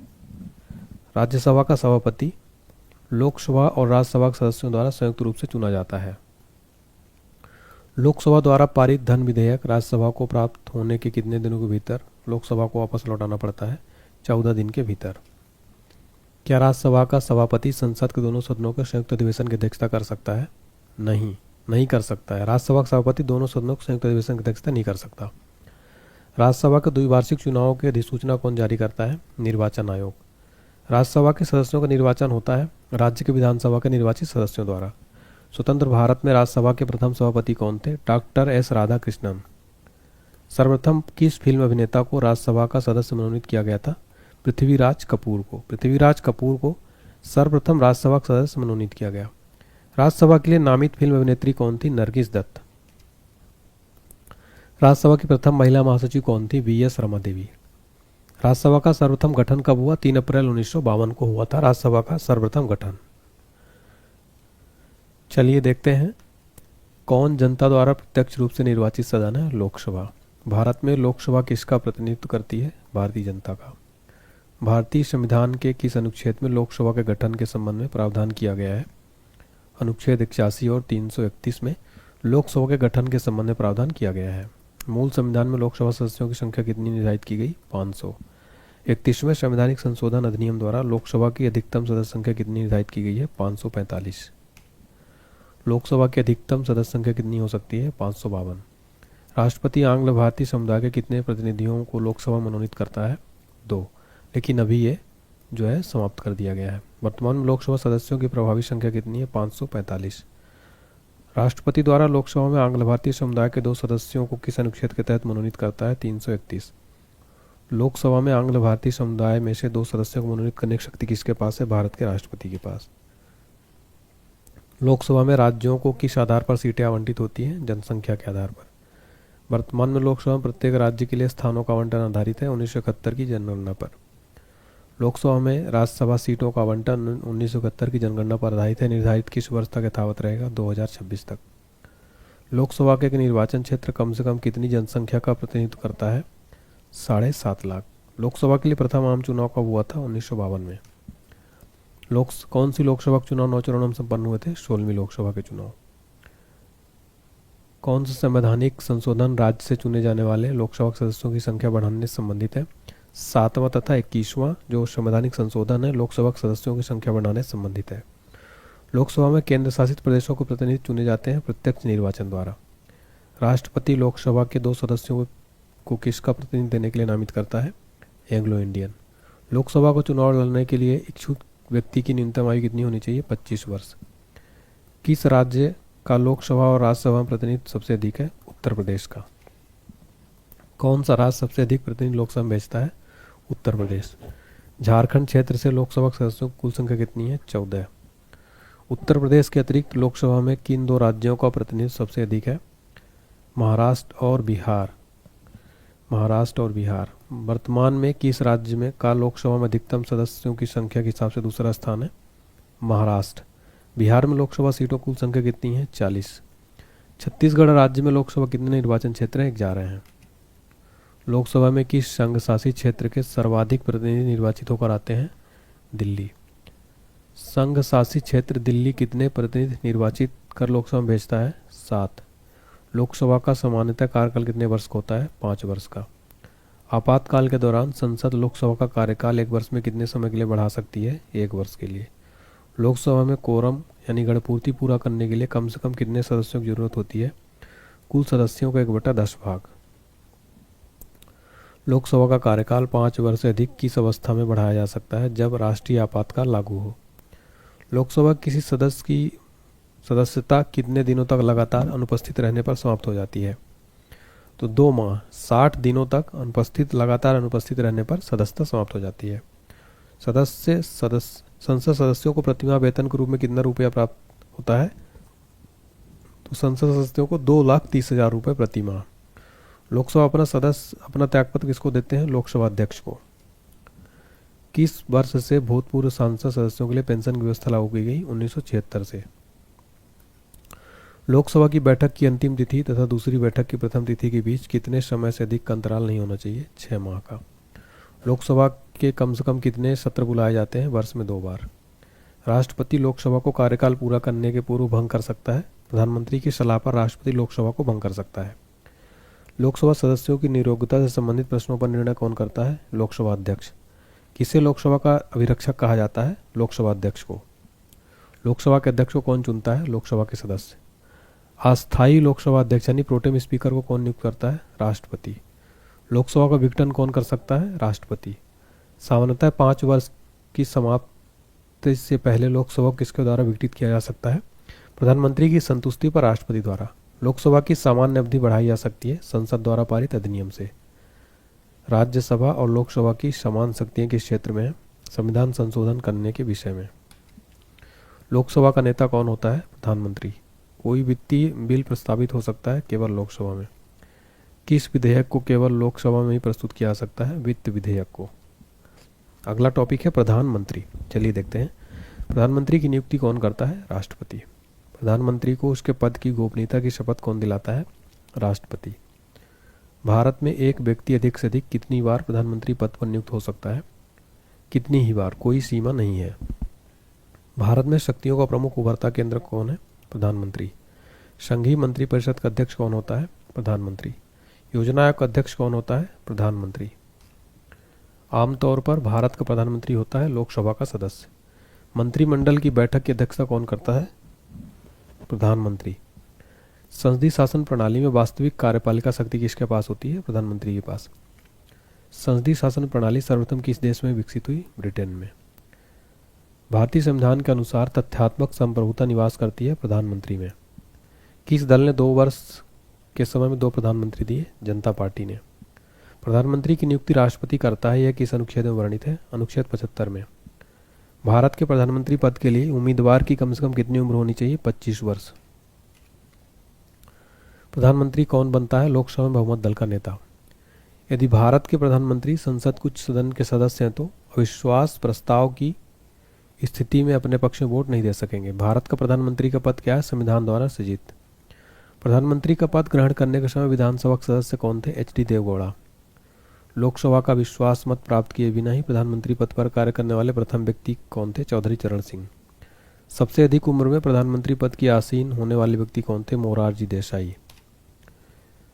कांग्रेस द्वारा समर्थन वापस लिए जाने के कारण ही त्यागपत्र देना पड़ा चौधरी चरण सिंह को। प्रथम गैर कांग्रेसी प्रधानमंत्री कौन थे? मोरारजी देसाई। सबसे कम उम्र में प्रधानमंत्री पद पर आसीन होने वाले व्यक्ति कौन थे? राजीव गांधी जी। अगला है संघीय मंत्रिपरिषद। मंत्रिपरिषद का अध्यक्ष कौन होता है? प्रधानमंत्री। कौन व्यक्ति मंत्रिपरिषद का सदस्य हो सकता है? संसद का सदस्य। क्या राज्यसभा में मनोनीत व्यक्ति मंत्रिपरिषद का सदस्य बन सकता है? हाँ। मंत्रिपरिषद के सदस्यों को पद की गोपनीयता की शपथ कौन दिलाता है? राष्ट्रपति। मंत्रिपरिषद का कोई सदस्य संसद के किसी सदन का सदस्य न होते हुए अधिक से अधिक कितने दिनों तक मंत्री पद पर बना रह सकता है? 6 माह तक। मंत्रिपरिषद में शामिल होते हैं प्रधानमंत्री व अन्य मंत्री। मंत्रिपरिषद में कितने स्टार मंत्री होते हैं? कितने स्टार में मंत्री हैं? होते हैं 3। मंत्रिपरिषद में वरीयता की दृष्टि से मंत्रियों का सही क्रम क्या है? कैबिनेट मंत्री, राज्य मंत्री और उप मंत्री। मंत्रिपरिषद व्यक्तिगत रूप से उत्तरदायी होता है? आंसर है राष्ट्रपति के प्रति। यह प्रश्न एग्जाम में डायरेक्ट बनता है। संघीय मंत्रिपरिषद के मंत्री उत्तरदायी होते हैं केवल लोकसभा के प्रति। भारत में वह मंत्री जो संसद के दोनों में से किसी सदन का सदस्य नहीं, उसे मंत्री के पद से मुक्त होना पड़ सकता है 6 माह बाद। भारतीय संविधान के प्रावधानों में से कौन सा प्रावधान मंत्रिपरिषद की नियुक्ति तथा पदच्युति का विवेचित करता है? अनुच्छेद 75। भारतीय संविधान के अनुच्छेद 74, 75 किन विषयों पर विचार करते हैं? मंत्रिपरिषद। भारत में मंत्रिपरिषद के अधिकतर सदस्य लिए जाते हैं लोकसभा से। मंत्रिमंडल का गठन कौन करता है? सिर्फ केंद्रीय मंत्रीगण। केंद्र सरकार में राज्य मंत्री की क्या स्थिति? वह केंद्र सरकार का ऐसा मंत्री है जो कि मंत्रिमंडल का सदस्य नहीं होता है। स्वतंत्रता के पश्चात मंत्रिपरिषद के खिलाफ पहला अविश्वास प्रस्ताव कब लाया गया था? 1963 में। सामूहिक रूप से मंत्रिपरिषद किसके प्रति उत्तरदायी होते हैं? लोकसभा के प्रति। अगला प्रश्न, यदि कोई मंत्री राज्यसभा का सदस्य है तो वह क्या लोकसभा में अपना वक्तव्य दे सकता है? हाँ, दे सकता है। राजनीतिक शब्दावली में शून्यकाल का अर्थ क्या होता है? प्रश्न उत्तर काल। भारतीय गणराज्य में वास्तविक कार्यकारी प्राधिकार किसके पास है? मंत्रिपरिषद के पास। जो व्यक्ति सांसद ना हो, क्या उसे मंत्री नियुक्त किया जा सकता है? हाँ, पर उसे 6 महीने के भीतर संसद सदस्य बनना होगा। देखिए अगला टॉपिक है प्रमुख पदाधिकारी गण। देखिए भारतीय संविधान में किस पद का उल्लेख नहीं है? देखिए उप प्रधानमंत्री जो पद है फ्रेंड्स, इसका संविधान में उल्लेख नहीं है। भारत के प्रथम उप प्रधानमंत्री कौन थे, यानी डिप्टी पीएम कौन थे? सरदार वल्लभ भाई पटेल जी। किस प्रधानमंत्री के कार्यकाल के दौरान दो उप प्रधानमंत्री एक साथ नियुक्त हुए थे? मोरारजी देसाई के समय। लोकसभा में विरोधी दल के नेता के रूप में मान्यता देने के लिए उसके दल के सदस्य की संख्या कुल सदस्यों की संख्या के कम से कम कितने प्रतिशत होनी चाहिए? 10%। लोकसभा में मान्यता प्राप्त विरोधी दल के नेता को किसके समान सुविधाएं और मान्यताएं प्रदान की जाती हैं? कैबिनेट मंत्री के समान। अगला प्रश्न है लोकसभा के विरोधी दल के पहले मान्यता प्राप्त नेता कौन थे? राम सुभग सिंह। राम सुभग सिंह जो है ये फ्रेंड्स, ये पहले विपक्ष के पार्टी के पहले विपक्षी नेता थे। लोकसभा अध्यक्ष का चुनाव कौन करता है? लोकसभा के सदस्य। अगला प्रश्न है लोकसभा का अस्थायी अध्यक्ष यानी प्रोटेम स्पीकर किसके द्वारा नियुक्त किया जाता है? राष्ट्रपति द्वारा। लोकसभा का अध्यक्ष किस रूप में शपथ लेता है? लोकसभा के आम सदस्य के रूप में सदस्य लेता है, ना कि लोकसभा अध्यक्ष के रूप में। लोकसभा अध्यक्ष को पद की शपथ ग्रहण कौन कराता है? शपथ ग्रहण की आवश्यकता नहीं होती। लोकसभा अध्यक्ष अपना त्यागपत्र किसको देता है? लोकसभा उपाध्यक्ष को। लोकसभा के अध्यक्ष को किस प्रकार पद से हटाया जा सकता है? लोकसभा के सदस्यों द्वारा साधारण बहुमत से संकल्प पारित कर। लोकसभा अध्यक्ष को प्रतिमाह वेतन के रूप में कितना रुपया मिलता है? 4,50,000 रुपये, यानी 4.5 लाख रुपए प्रति माह। निर्णायक मत देने का अधिकार किसको है? लोकसभा अध्यक्ष को। स्पीकर और डिप्टी स्पीकर की अनुपस्थिति में लोकसभा की अध्यक्षता कौन करता है? लोकसभा का सर्वाधिक वरिष्ठ सदस्य। भारतीय संसद के दोनों सदनों के संयुक्त अधिवेशन का सभापतित्व यानी अध्यक्षता कौन करता है? लोकसभा अध्यक्ष करता है। लोकसभा का सचिवालय सीधे नियंत्रित होता है लोकसभा अध्यक्ष द्वारा।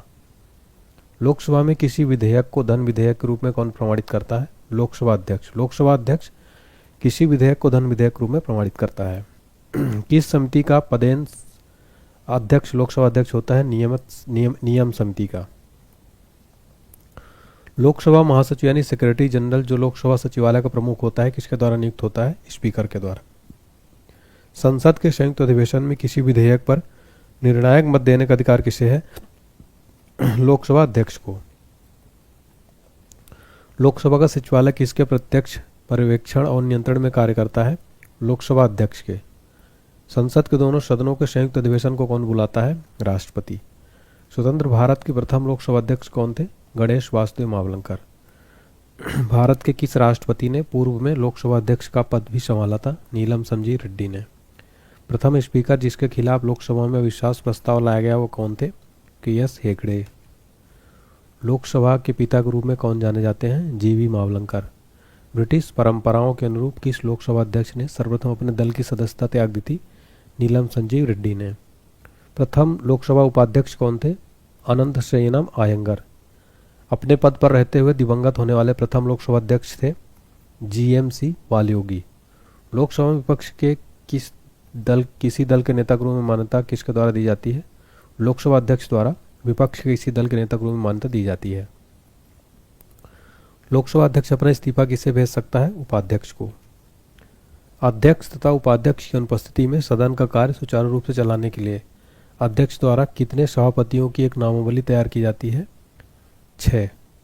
लोकसभा अध्यक्ष को उसके कार्यकाल की समाप्ति के पूर्व पद से हटाया जा सकता है यदि लोकसभा इस आशय का प्रस्ताव पारित कर दे। भारत सरकार द्वारा प्रथम विधि अधिकारी कौन होता है? भारत का महान्यायवादी। भारत के अटॉर्नी जनरल यानी महान्यायवादी की नियुक्ति कौन करता है? भारत का राष्ट्रपति।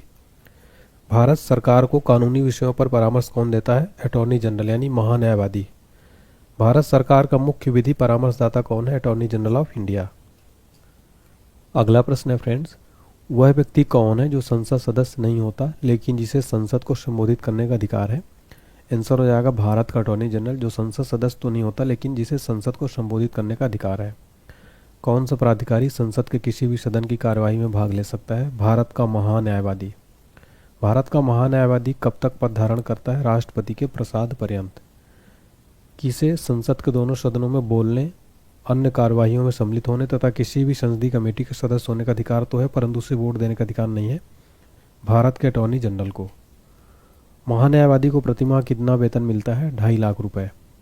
संविधान के किस अनुच्छेद के अंतर्गत राष्ट्रपति द्वारा भारत के महान्यायवादी की नियुक्ति की जाती है?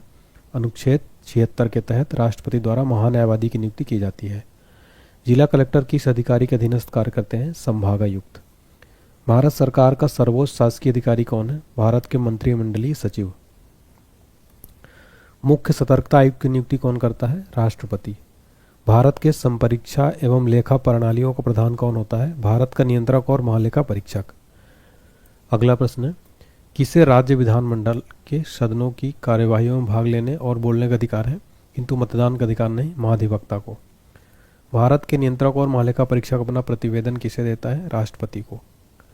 अगला प्रश्न है, भारत के नियंत्रक और महालेखा परीक्षक द्वारा प्रस्तुत प्रतिवेदन के आधार पर कौन समिति कार्य करती है? लोक लेखा समिति। क्या भारत का नियंत्रक और महालेखा परीक्षक पद ग्रहण के पूर्व शपथ लेता है? हाँ, लेता है। किसको नियुक्त लोकधन के व्यय की निगरानी के लिए संसदीय प्रहरी के रूप में की जाती है? नियंत्रक और महालेखा परीक्षक की। कौन भारत का कंसोलिडेटेड फंड का नियंत्रण पर्यवेक्षक करता है? भारत का नियंत्रक और महालेखा परीक्षक। देखिए, जैसा मैं पढ़ाता हूँ सेम ऐसी वीडियो कोर्स आपको मिल जाएगा एनसीईआरटी सारसंघ। इसमें आपको स्टैटिक जीके, भारत का भूगोल, विश्व भूगोल, संविधान, इतिहास सारे सब्जेक्ट मिल जाएंगे। 149 रुपये इसकी प्राइस है। ये complete GK GS crash course रहेगा। इसका ऑफर लिमिटेड टाइम के लिए, इसको खरीदने के लिए आप हमारा एप्लीकेशन डाउनलोड कर लें। पेड कोर्स में जाएंगे, पेमेंट करने के बाद आप माई कोर्स में शो हो जाएगा, पीडीएफ भी साथ में मिलेगी। फिर हमारा अगला टॉपिक है फ्रेंड, संसदीय समितियाँ। भारत में नई संसदीय समिति प्रणाली की शुरुआत कब हुई थी? 1991 में। वह समिति कौन सी है जिसमें राज्यसभा का कोई सदस्य नहीं होता? प्राक्कलन समिति। संसद का वह स्थायी समिति कौन सी जिसमें राज्यसभा के सदस्य शामिल नहीं होते? प्राक्कलन समिति में राज्यसभा के सदस्य शामिल नहीं होते हैं। अगला प्रश्न है हमारा, सार्वजनिक लोक लेखा समिति में राज्यसभा के कितने सदस्य होते हैं? 27। किस संसदीय समिति को प्राक्कलन समिति की जुड़वा बहन कहा जाता है? लोक लेखा समिति को संसदीय समिति के प्राक्कलन समिति की जुड़वा बहन कहा जाता है, लोक लेखा समिति को। 5 स्टार मार्क करना फ्रेंड्स, इस क्वेश्चन को एग्जाम में बहुत बार रिपीट हुआ है। संसद की कौन सी समिति नियंत्रक और महालेखा परीक्षक की रिपोर्टों यानी प्रतिवेदनों की समीक्षा करती है? लोक लेखा समिति। लोकसभा अध्यक्ष किस समिति का पदेन अध्यक्ष होता है? नियम समिति का। लोक लेखा समिति अपनी रिपोर्ट प्रस्तुत करती है लोकसभा के अध्यक्ष को। प्राक्कलन समिति के सदस्य केवल लोकसभा से चुने जाते हैं। भारत के नियंत्रक और महालेखा परीक्षक की रिपोर्ट की समीक्षा करने वाली संसदीय समिति है लोक लेखा समिति। अगला टॉपिक है सर्वोच्च न्यायालय। भारतीय संविधान के किस भाग में संघीय न्यायपालिका का उल्लेख है? भाग 5 में। संविधान का व्याख्याकार और संरक्षक कौन है? सर्वोच्च न्यायालय। सर्वोच्च न्यायालय में तदर्थ न्यायाधीश की नियुक्ति होती है जब न्यायालय के किसी सत्र के लिए न्यायाधीशों का कोरम यानी गणपूर्त नहीं होता। सर्वोच्च न्यायालय में तदर्थ न्यायाधीशों की नियुक्ति कौन कर सकता है? राष्ट्रपति की अनुमति प्राप्त कर सर्वोच्च न्यायालय का मुख्य न्यायाधीश।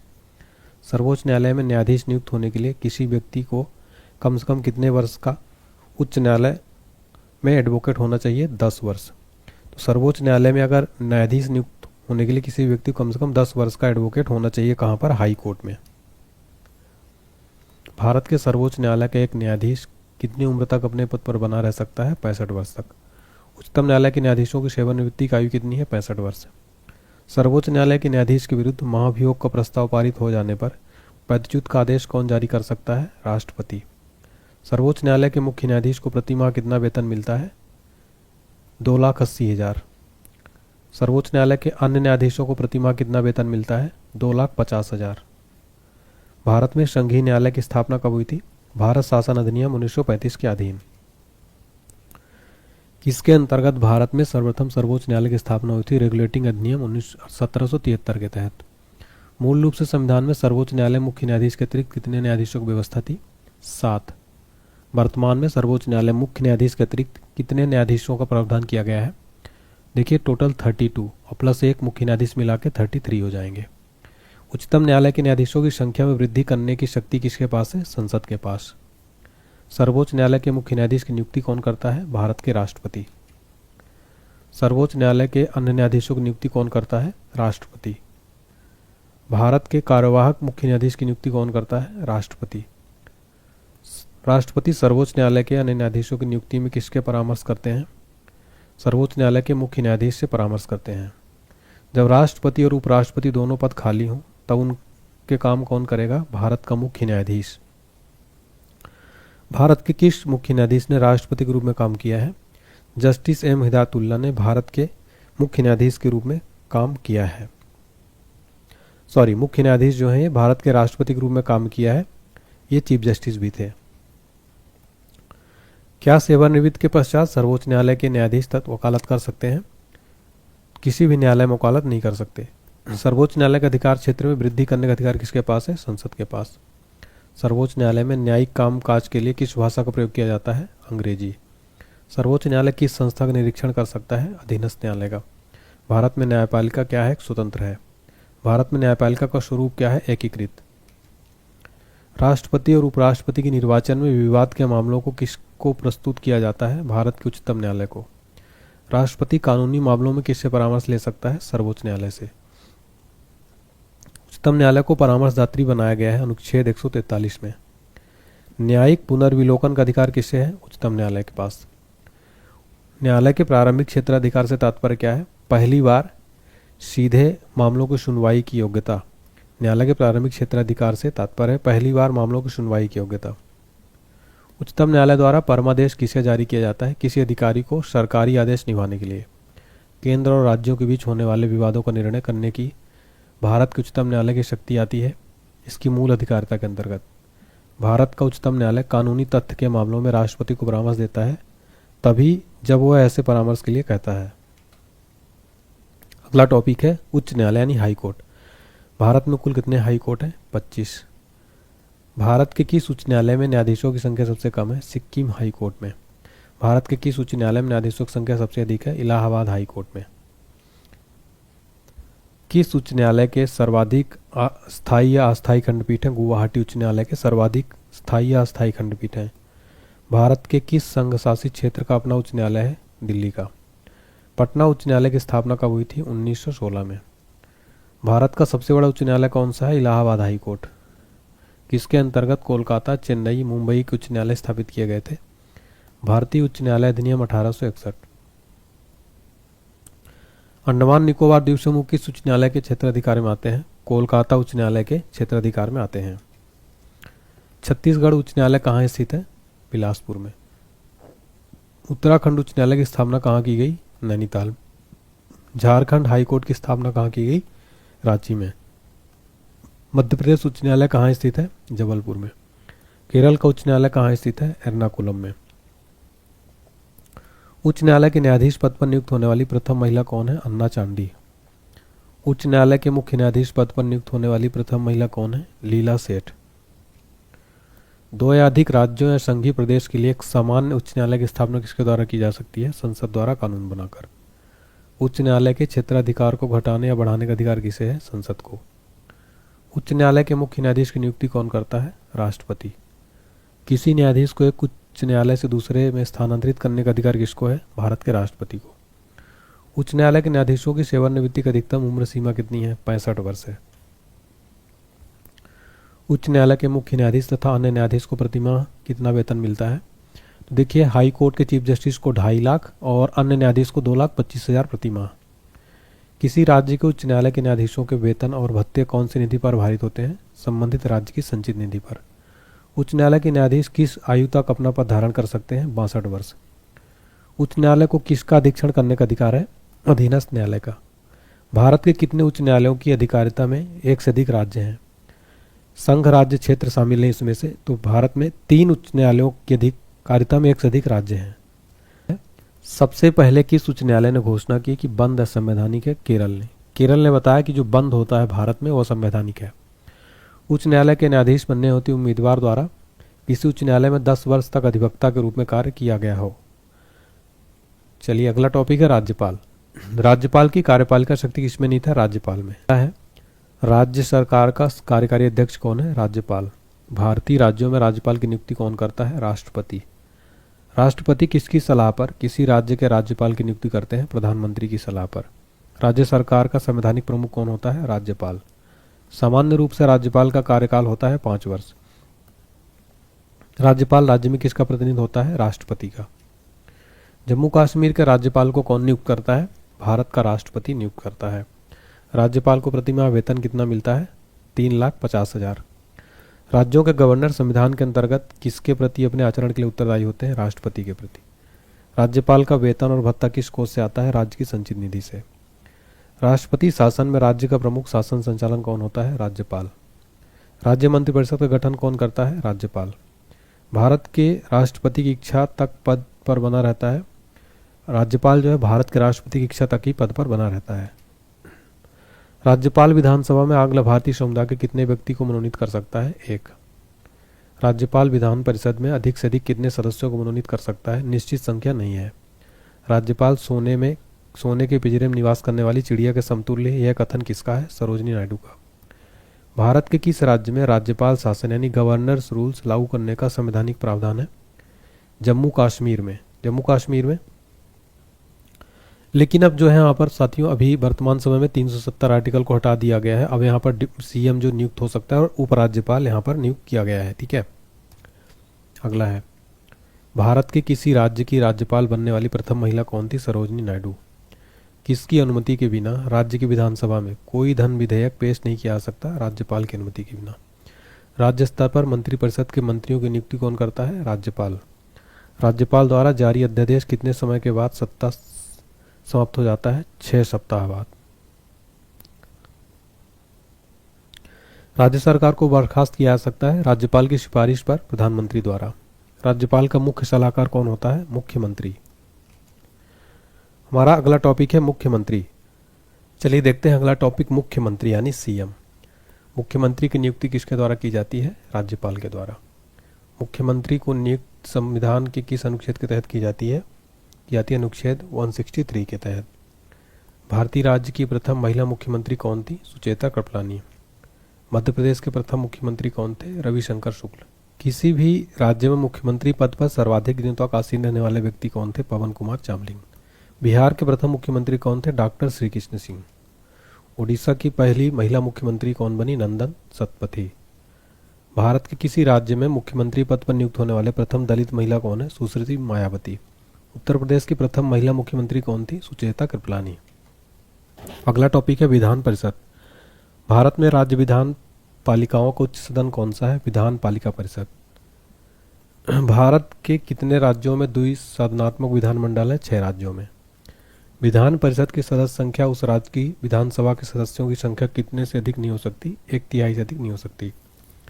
विधान परिषद की सदस्य संख्या कम से कम कितनी होनी चाहिए? 40। किस राज्य में विधान परिषद की सदस्य संख्या सर्वाधिक है? उत्तर प्रदेश में। किसको समाप्त किया जा सकता है? विधान परिषद को। किसी राज्य में विधान परिषद की व्यवस्था संविधान के किस अनुच्छेद के तहत की जाती है? अनुच्छेद 169 के तहत। विधान परिषद को समाप्त करने वाला आखिरी राज्य कौन सा है? तमिलनाडु। विधान परिषद के सदस्य कितने वर्षों के लिए निर्वाचित होते हैं? 6 वर्ष। विधान परिषद का सदस्य होने के लिए कम से कम कितनी आयु होनी चाहिए? 30 वर्ष। विधान परिषद के कितने सदस्य प्रत्येक दूसरे वर्ष अवकाश ग्रहण करते हैं? 1/3। विधान परिषद की गणपूर्ति यानी कोरम कुल सदस्य संख्या कितना भाग होता है? 1/10। विधान परिषद की एक वर्ष में कम से कम कितनी बैठकें होनी अनिवार्य हैं? 2 बैठकें। विधान परिषद की बैठक की अंतिम तिथि तथा दूसरी बैठक की प्रथम तिथि के बीच कितने समय से अधिक का अंतर नहीं होना चाहिए? 6 माह। किसी राज्य में विधान परिषद की संरचना अथवा विघटन किया जा सकता है? संसद द्वारा राज्यपाल की अनुशंसा पर। राज्य विधान परिषद के निर्वाचन क्षेत्रों का परिसीमन किसके द्वारा किया जाता है? परिसीमन आयोग द्वारा। भारत में राज्य विधान परिषद के सदस्यों का कितना हिस्सा स्थानीय निकाय द्वारा चुना जाता है? 1/3। राज्य के विधान परिषद के कितने सदस्य विधानसभा द्वारा चुने जाते हैं? 1/3।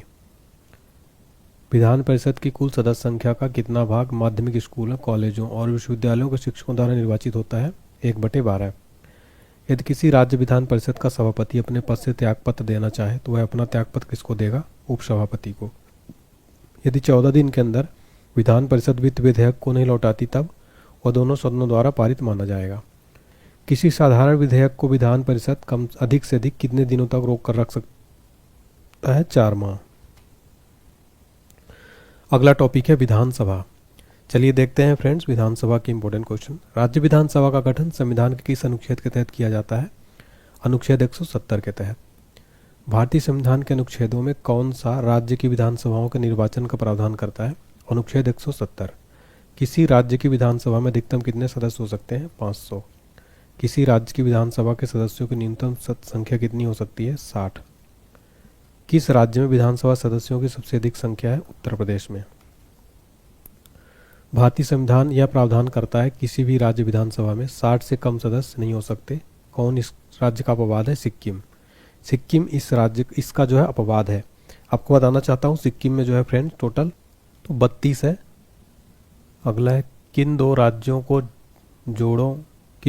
को जोड़ो विधानसभा संख्या बराबर थी? आंध्र प्रदेश और पश्चिम बंगाल। उत्तर प्रदेश में विधानसभा सदस्यों की संख्या कितनी है? 403 टोटल। असम में विधानसभा में कितने सदस्य हैं? 126। बिहार विधानसभा में सीटों कुल संख्या कितनी है? 243। विधानसभा के प्रत्येक सदस्य कम से कम कितनी जनसंख्या का प्रतिनिधित्व करते हैं? तो 75,000। सामान्यतः विधानसभा का कार्यकाल कितने वर्ष का होता है? 5 वर्ष का। प्रश्न है जम्मू कश्मीर राज्य की विधानसभा का कार्यकाल कितना होता है? 5 वर्ष। देखिए पहले 6 वर्ष हुआ करता था लेकिन अब जब से केंद्र शासित प्रदेश बना है तब से 5 वर्ष। राष्ट्रीय आपातकाल के उद्घोषणा के प्रवर्तन रहने की स्थिति में विधानसभा की अवधि को कितने समय के लिए बढ़ाया गया? 1 वर्ष। सर्वप्रथम किस राज्य की विधानसभा का विघटन उसकी प्रथम बैठक होने के से पहले ही कर दिया गया? केरल। केरल राज्य की विधानसभा का विघटन उसकी प्रथम बैठक होने से पहले ही कर दिया गया। विधानसभा की सदस्यता के लिए उम्मीदवार को कितने वर्ष से कम का नहीं होना चाहिए? 25 वर्ष। विधानसभा की गणपूर्ति यानी कोरम कुल संख्या कितना हिस्सा है? 1/10। विधानसभा का सत्र कम से कम कितनी बार आहूत किया जाना आवश्यक है? 2 बार। विधानसभा की बैठक की अंतिम तिथि तथा दूसरी बैठक की प्रथम तिथि के बीच कितने समय से अधिक का अंतर नहीं होना चाहिए? 6 वर्ष। सॉरी 6 महीने, ठीक है। तो प्रथम बैठक की अंतिम तिथि और दूसरी बैठक की प्रथम तिथि के बीच अधिक से अधिक 6 महीने का अंतर नहीं होना चाहिए, ठीक है। विधानसभा का अध्यक्ष का चुनाव कौन करता है? विधानसभा के सदस्य। अगला है विधानसभा अध्यक्ष का चुनाव कौन करता है? विधानसभा के सदस्य। अस्थायी विधानसभा अध्यक्ष यानी प्रोटेम स्पीकर की नियुक्ति कौन करता है? राज्यपाल। विधानसभा अध्यक्ष को उसके पद की शपथ कौन दिलाता है? शपथ ग्रहण की आवश्यकता नहीं होती है। विधानसभा अध्यक्ष अपना त्यागपत्र किसको सौंपते हैं? विधानसभा उपाध्यक्ष को। राज्य विधानमंडल का कोई सदस्य अपने सदन की आज्ञा के बिना सदन के सत्र से लगातार कितने दिनों तक अनुपस्थित रहता है? तो उसे सदन से निष्कासित करके उसके स्थान को रिक्त घोषित कर सकती है। तो 60 दिनों तक अगर सदन की आज्ञा के बिना वह लगातार अनुपस्थित रहता है तो उसे निष्कासित किया जा सकता है। राज्य विधानसभा के सदन की बैठक के लिए गणपूर्ति कितनी है? 10 सदस्य अथवा कुल सदस्य का 10वां भाग, जो भी अधिक हो। विधानसभा का सदस्य रहे बिना कोई भी व्यक्ति कितने दिनों तक मंत्री पद पर आसीन रह सकता है? 6 माह। राज्य की विधानसभा के 17 के आदेश किसके द्वारा दिए जाते हैं? राज्यपाल के द्वारा। अगला टॉपिक है आयोग व परिषदें। क्षेत्रीय परिषदों का गठन किसके द्वारा किया जाता है? राष्ट्रपति के द्वारा। सामान्यतः किसी क्षेत्रीय परिषद की अध्यक्षता कौन कर सकता है? केंद्रीय गृह मंत्री। क्षेत्रीय परिषदों का सृजन हुआ है संसदीय कानून द्वारा। क्षेत्रीय परिषदों के गठन के संबंध में किस वर्ष प्रावधान किया गया? 1956 में। अंतर्राज्यीय परिषद यानी इंटर स्टेट काउंसिल का गठन संविधान के किस अनुच्छेद के अंतर्गत किया गया है? अनुच्छेद 283 के अंतर्गत। अंतर्राज्यीय परिषद का निर्माण होता है संवैधानिक प्रावधान द्वारा। योजना आयोग से सर्वाधिक प्रभावित हुए? वित्त आयोग। अंतर्राज्यीय परिषद की स्थापना कब हुई थी? 28 मई 1990 को। योजना आयोग ने संघवाद को निरस्त कर दिया, यह विचार किसका है? अशोक चंद्रा का। योजना आयोग की स्थापना कब हुई थी? 15 मार्च 1950 को। देखिए अब इसके स्थान पर नीति आयोग बना दिया गया है 1 जनवरी 2015 से योजना आयोग के स्थान पर। किसे सुपर कैबिनेट की संज्ञा दी जाती है? योजना आयोग को। योजना आयोग क्या है? परामर्शदात्री संस्था थी। 1950 में भारत में योजना आयोग की स्थापना की गई केंद्रीय मंत्रिमंडल के एक प्रस्ताव द्वारा। योजना आयोग का स्वरूप क्या है? परामर्शदात्री संस्था। 1950 में योजना आयोग का गठन किसके संकल्प द्वारा किया गया? संघीय मंत्रिमंडल के संकल्प के द्वारा। योजना आयोग किस क्षेत्र में कार्य करता है? भारतीय अर्थव्यवस्था के क्षेत्र में। भारत में पंचवर्षीय योजना बनाने की जिम्मेदारी किसकी है? योजना आयोग की। अभी वर्तमान में योजना आयोग के स्थान पर नीति आयोग का गठन किया गया है। योजना आयोग का प्रमुख कार्य है योजना की तैयारी तथा कार्यान्वयन। नीति आयोग का अध्यक्ष कौन होता है? भारत का प्रधानमंत्री। नीति आयोग का प्रधानाध्यक्ष होता है भारत का प्रधानमंत्री। नीति का फुल फॉर्म है national institution for transforming India. राष्ट्रीय विकास परिषद का अध्यक्ष कौन होता है? प्रधानमंत्री। पंचवर्षीय योजना को अंतिम अनुमोदन कौन देता है? राष्ट्रीय विकास परिषद। पंचवर्षीय योजनाओं के मसौदे को अंतिम रूप से कौन स्वीकृति प्रदान करता है? योजना आयोग। राष्ट्रीय विकास परिषद का मुख्य संबंध होता है पंचवर्षीय योजनाओं के अनुमोदन से। भारत की पंचवर्षीय योजना अंतिम रूप से अनुमोदित की जाती है राष्ट्रीय विकास परिषद द्वारा। राष्ट्रीय विकास परिषद के सदस्य नहीं होते राज्यों के राज्यपाल। राष्ट्रीय विकास परिषद का उद्देश्य क्या है? पंचवर्षीय योजनाओं का निर्धारण व उन्हें सुनिश्चित करना। वित्त आयोग क्या है? पंचवर्षीय निकाय। वित्त आयोग की स्थापना किसके द्वारा की जाती है? राष्ट्रपति के द्वारा। वित्त आयोग के अध्यक्ष की नियुक्ति कौन करता है? राष्ट्रपति। वित्त आयोग का गठन कितनी अवधि के लिए होता है? 5 वर्ष के लिए।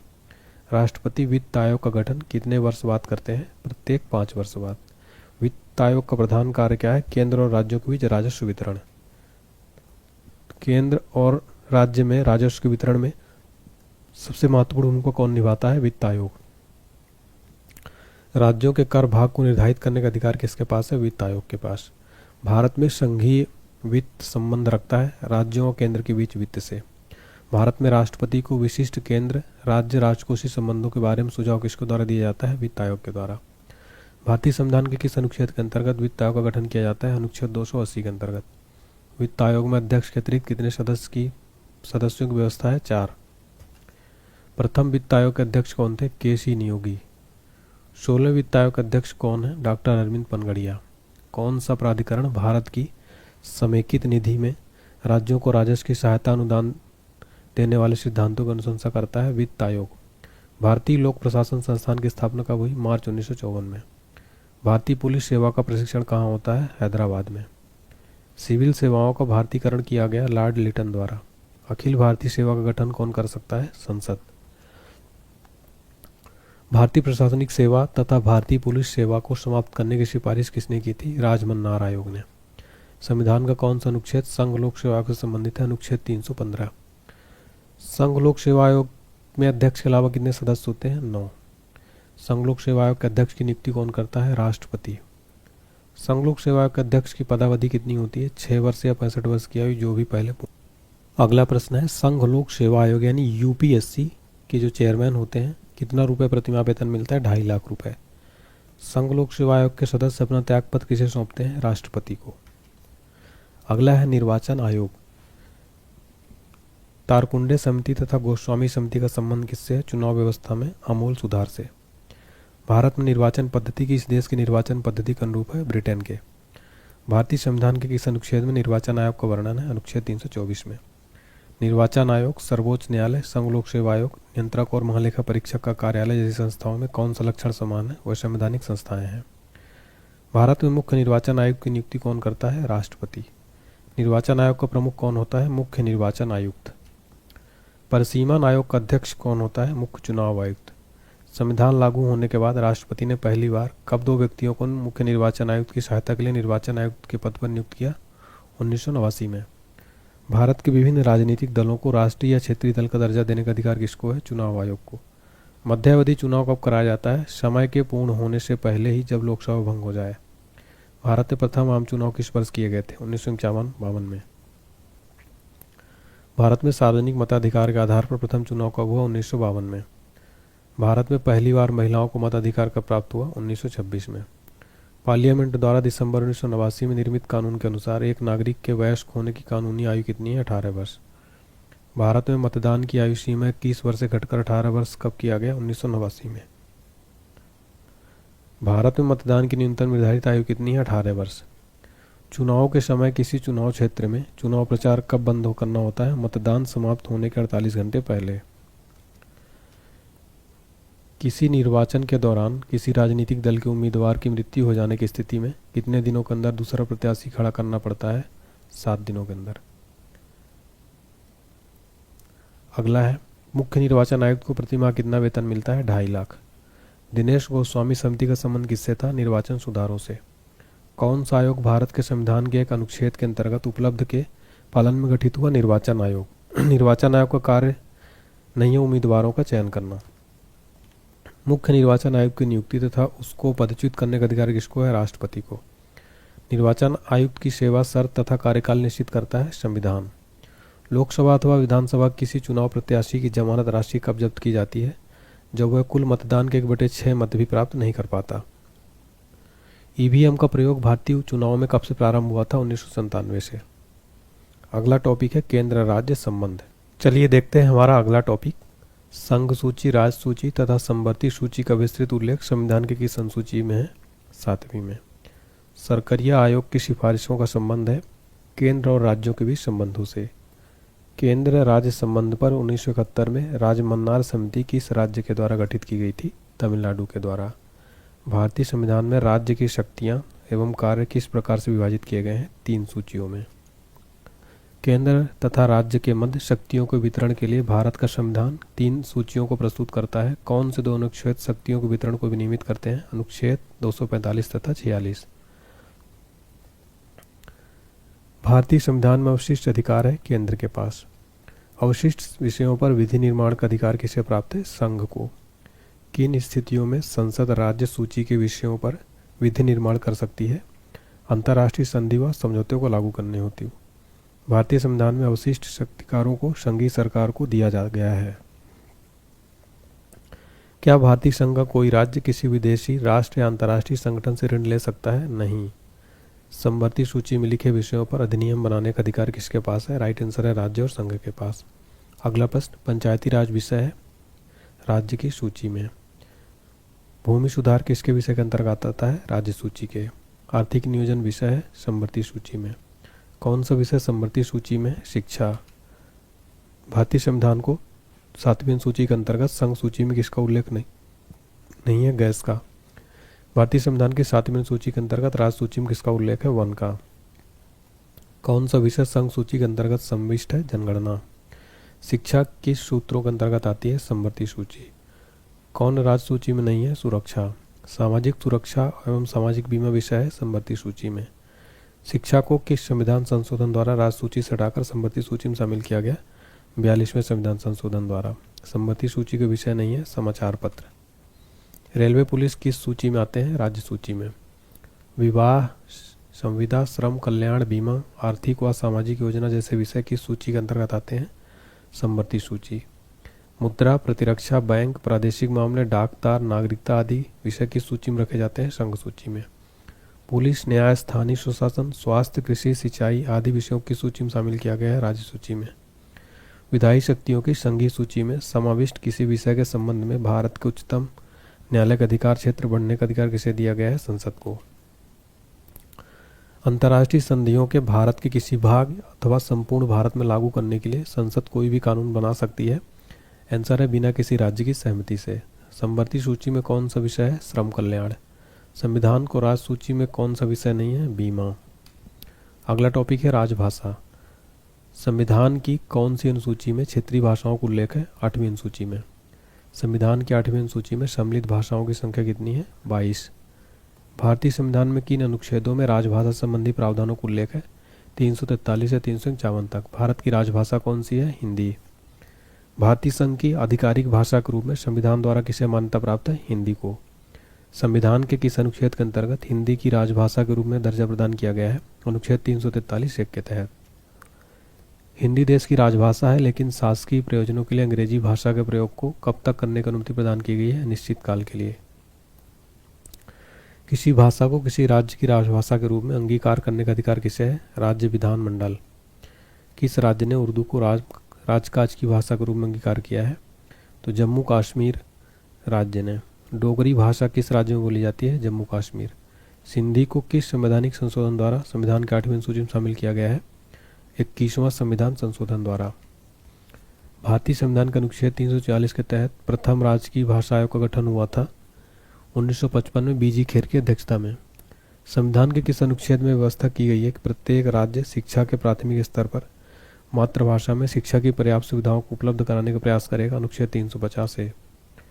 किस संवैधानिक संशोधन के द्वारा भारतीय संविधान को 8वीं सूची में बोडो, डोगरी, संथाली और मैथिली भाषाओं का समावेश किया गया? 92वें संवैधानिक संशोधन द्वारा बोडो, डोगरी, सैथली और मैथिली भाषाओं को सम्मिलित किया गया।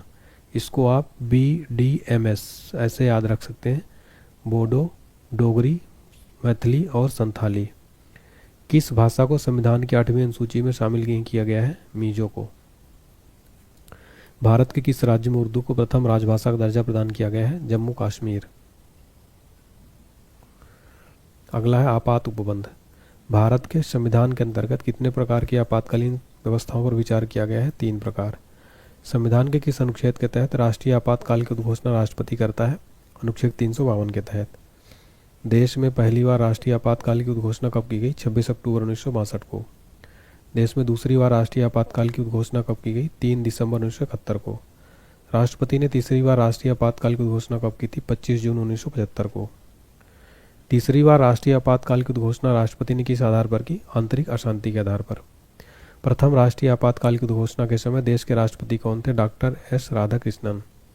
राष्ट्रीय आपातकाल की उद्घोषणा को संसद के समक्ष उसकी स्वीकृति हेतु रखा जाना आवश्यक है 1 माह के अंदर। राष्ट्रीय आपातकाल की अधिकतम सीमा अवधि कितनी है? कोई समय सीमा नहीं है। राष्ट्रीय आपातकाल में संविधान की संघीय प्रकृति का क्या होता है? वैसे ही बनी रहती है। राष्ट्रपति राष्ट्रीय आपातकाल की घोषणा कर सकते हैं जब उन्हें ऐसा करने के लिए केंद्रीय कैबिनेट का लिखित निर्णय प्राप्त हो। संविधान के किस अनुच्छेद के तहत राज्यों में संवैधानिक तंत्र के विफल होने पर राष्ट्रपति शासन लागू किया जाता है? अनुच्छेद 356 के तहत। अनुच्छेद 356 के तहत राज्यों में संवैधानिक तंत्र विफल होने पर राष्ट्रपति शासन लागू किया जाता है। किसी राज्य में राष्ट्रपति शासन की उद्घोषणा किस व्यक्ति के प्रतिवेदन मिलने पर राष्ट्रपति करता है? राज्य के राज्यपाल। राज्य में राष्ट्रपति शासन से तात्पर्य राज्य में किसके शासन से है? राज्य के राज्यपाल के। प्रथम बार राष्ट्रपति शासन कब लागू किया गया? 20 जून 1951 को। किसी राज्य में राष्ट्रपति शासन के लागू हो जाने किन कृत्यों के अलावा राज्य प्रशासन के सभी कृत्य संघीय नियंत्रण में आ जाते हैं? न्यायिक। प्रथम बार राष्ट्रपति शासन किस राज्य में लागू किया गया? पंजाब में। अब तक किस राज्य में सर्वाधिक लंबी अवधि तक राष्ट्रपति शासन लागू रहा? राइट आंसर है जम्मू कश्मीर में। संविधान के किस अनुच्छेद के आधार पर राष्ट्रपति देश में वित्तीय आपात की काल की घोषणा कर सकता है? अनुच्छेद 360 के तहत वित्तीय आपातकाल की घोषणा कर सकता है। देखिए ऊपर वाले प्रश्न में क्लियर कर दूं, पहले जम्मू कश्मीर क्या था? राज्य था, लेकिन अभी वर्तमान में क्या हो गया है? केंद्र शासित प्रदेश, ठीक है, यूनियन टेरिटरी। संविधान के किस अनुच्छेद के आधार पर राष्ट्रपति, ये क्वेश्चन हो गया, कौन सी ऐसी आपातकाल स्थिति है जिसकी घोषणा अभी तक भारत में नहीं की गई है? वित्तीय आपात। भारत में वित्तीय आपातकाल की घोषणा आज तक कितनी बार की गई? कभी नहीं की गई है। अगला टॉपिक है हमारा राजनीतिक दल। भारत में दलीय व्यवस्था किस प्रकार की है? बहुदलीय है। लोकतंत्र का कार्य संचालन किसके अभाव में संभव है? राजनीतिक दल के। किसी राजनीतिक दल को राष्ट्रीय दल अथवा प्रादेशिक दल के रूप में मान्यता कौन देता है? निर्वाचन आयोग। किसी राजनीतिक दल को राष्ट्रीय दल के रूप में मान्यता दी जाती है जब उसे 4 या अधिक राज्यों में राज्य स्तरीय राजनीतिक दल के रूप में मान्यता दी गई हो। भारत में कोई भी राजनीतिक दल राष्ट्रीय दल के रूप में मान्यता प्राप्त कर सकता है यदि वह राज्य स्तर का दल है कम से कम 4 राज्यों में। किसी भी राजनीतिक दल को राष्ट्रीय दल के रूप में तभी मान्यता प्राप्त हो सकती है जबकि आम चुनाव में उसे कम से कम 4 राज्यों में कुल कितना प्रतिशत प्राप्त हो? 4%।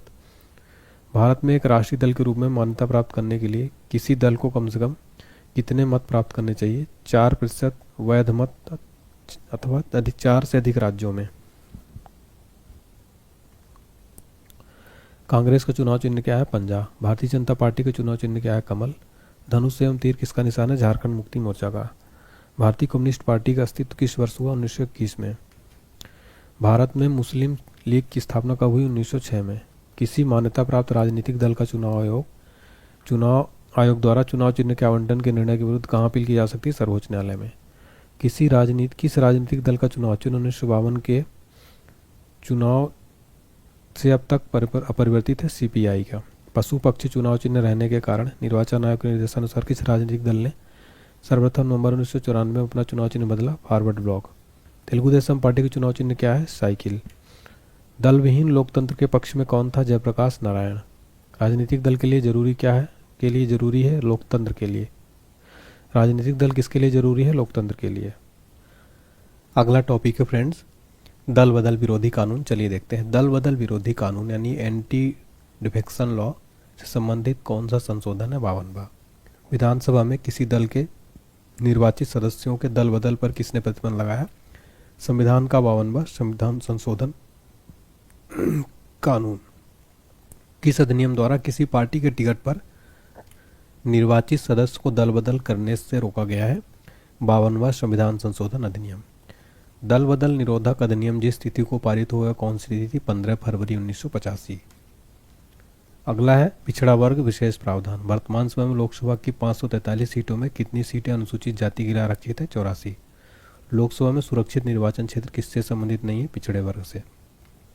संविधान के किस संशोधन द्वारा अनुसूचित जनजातियों के लिए एक पृथक राष्ट्रीय आयोग के गठन का प्रावधान किया गया है? 89।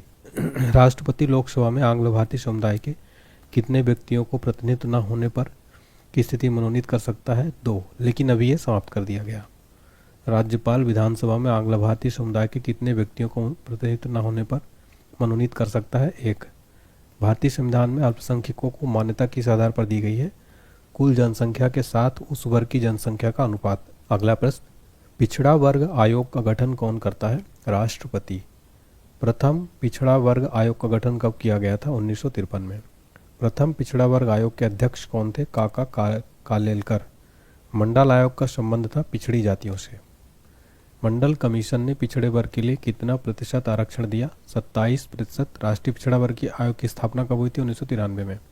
क्रीमी लेयर संकल्पना से तात्पर्य है आर्थिक स्तर के आधार पर वर्गीकरण।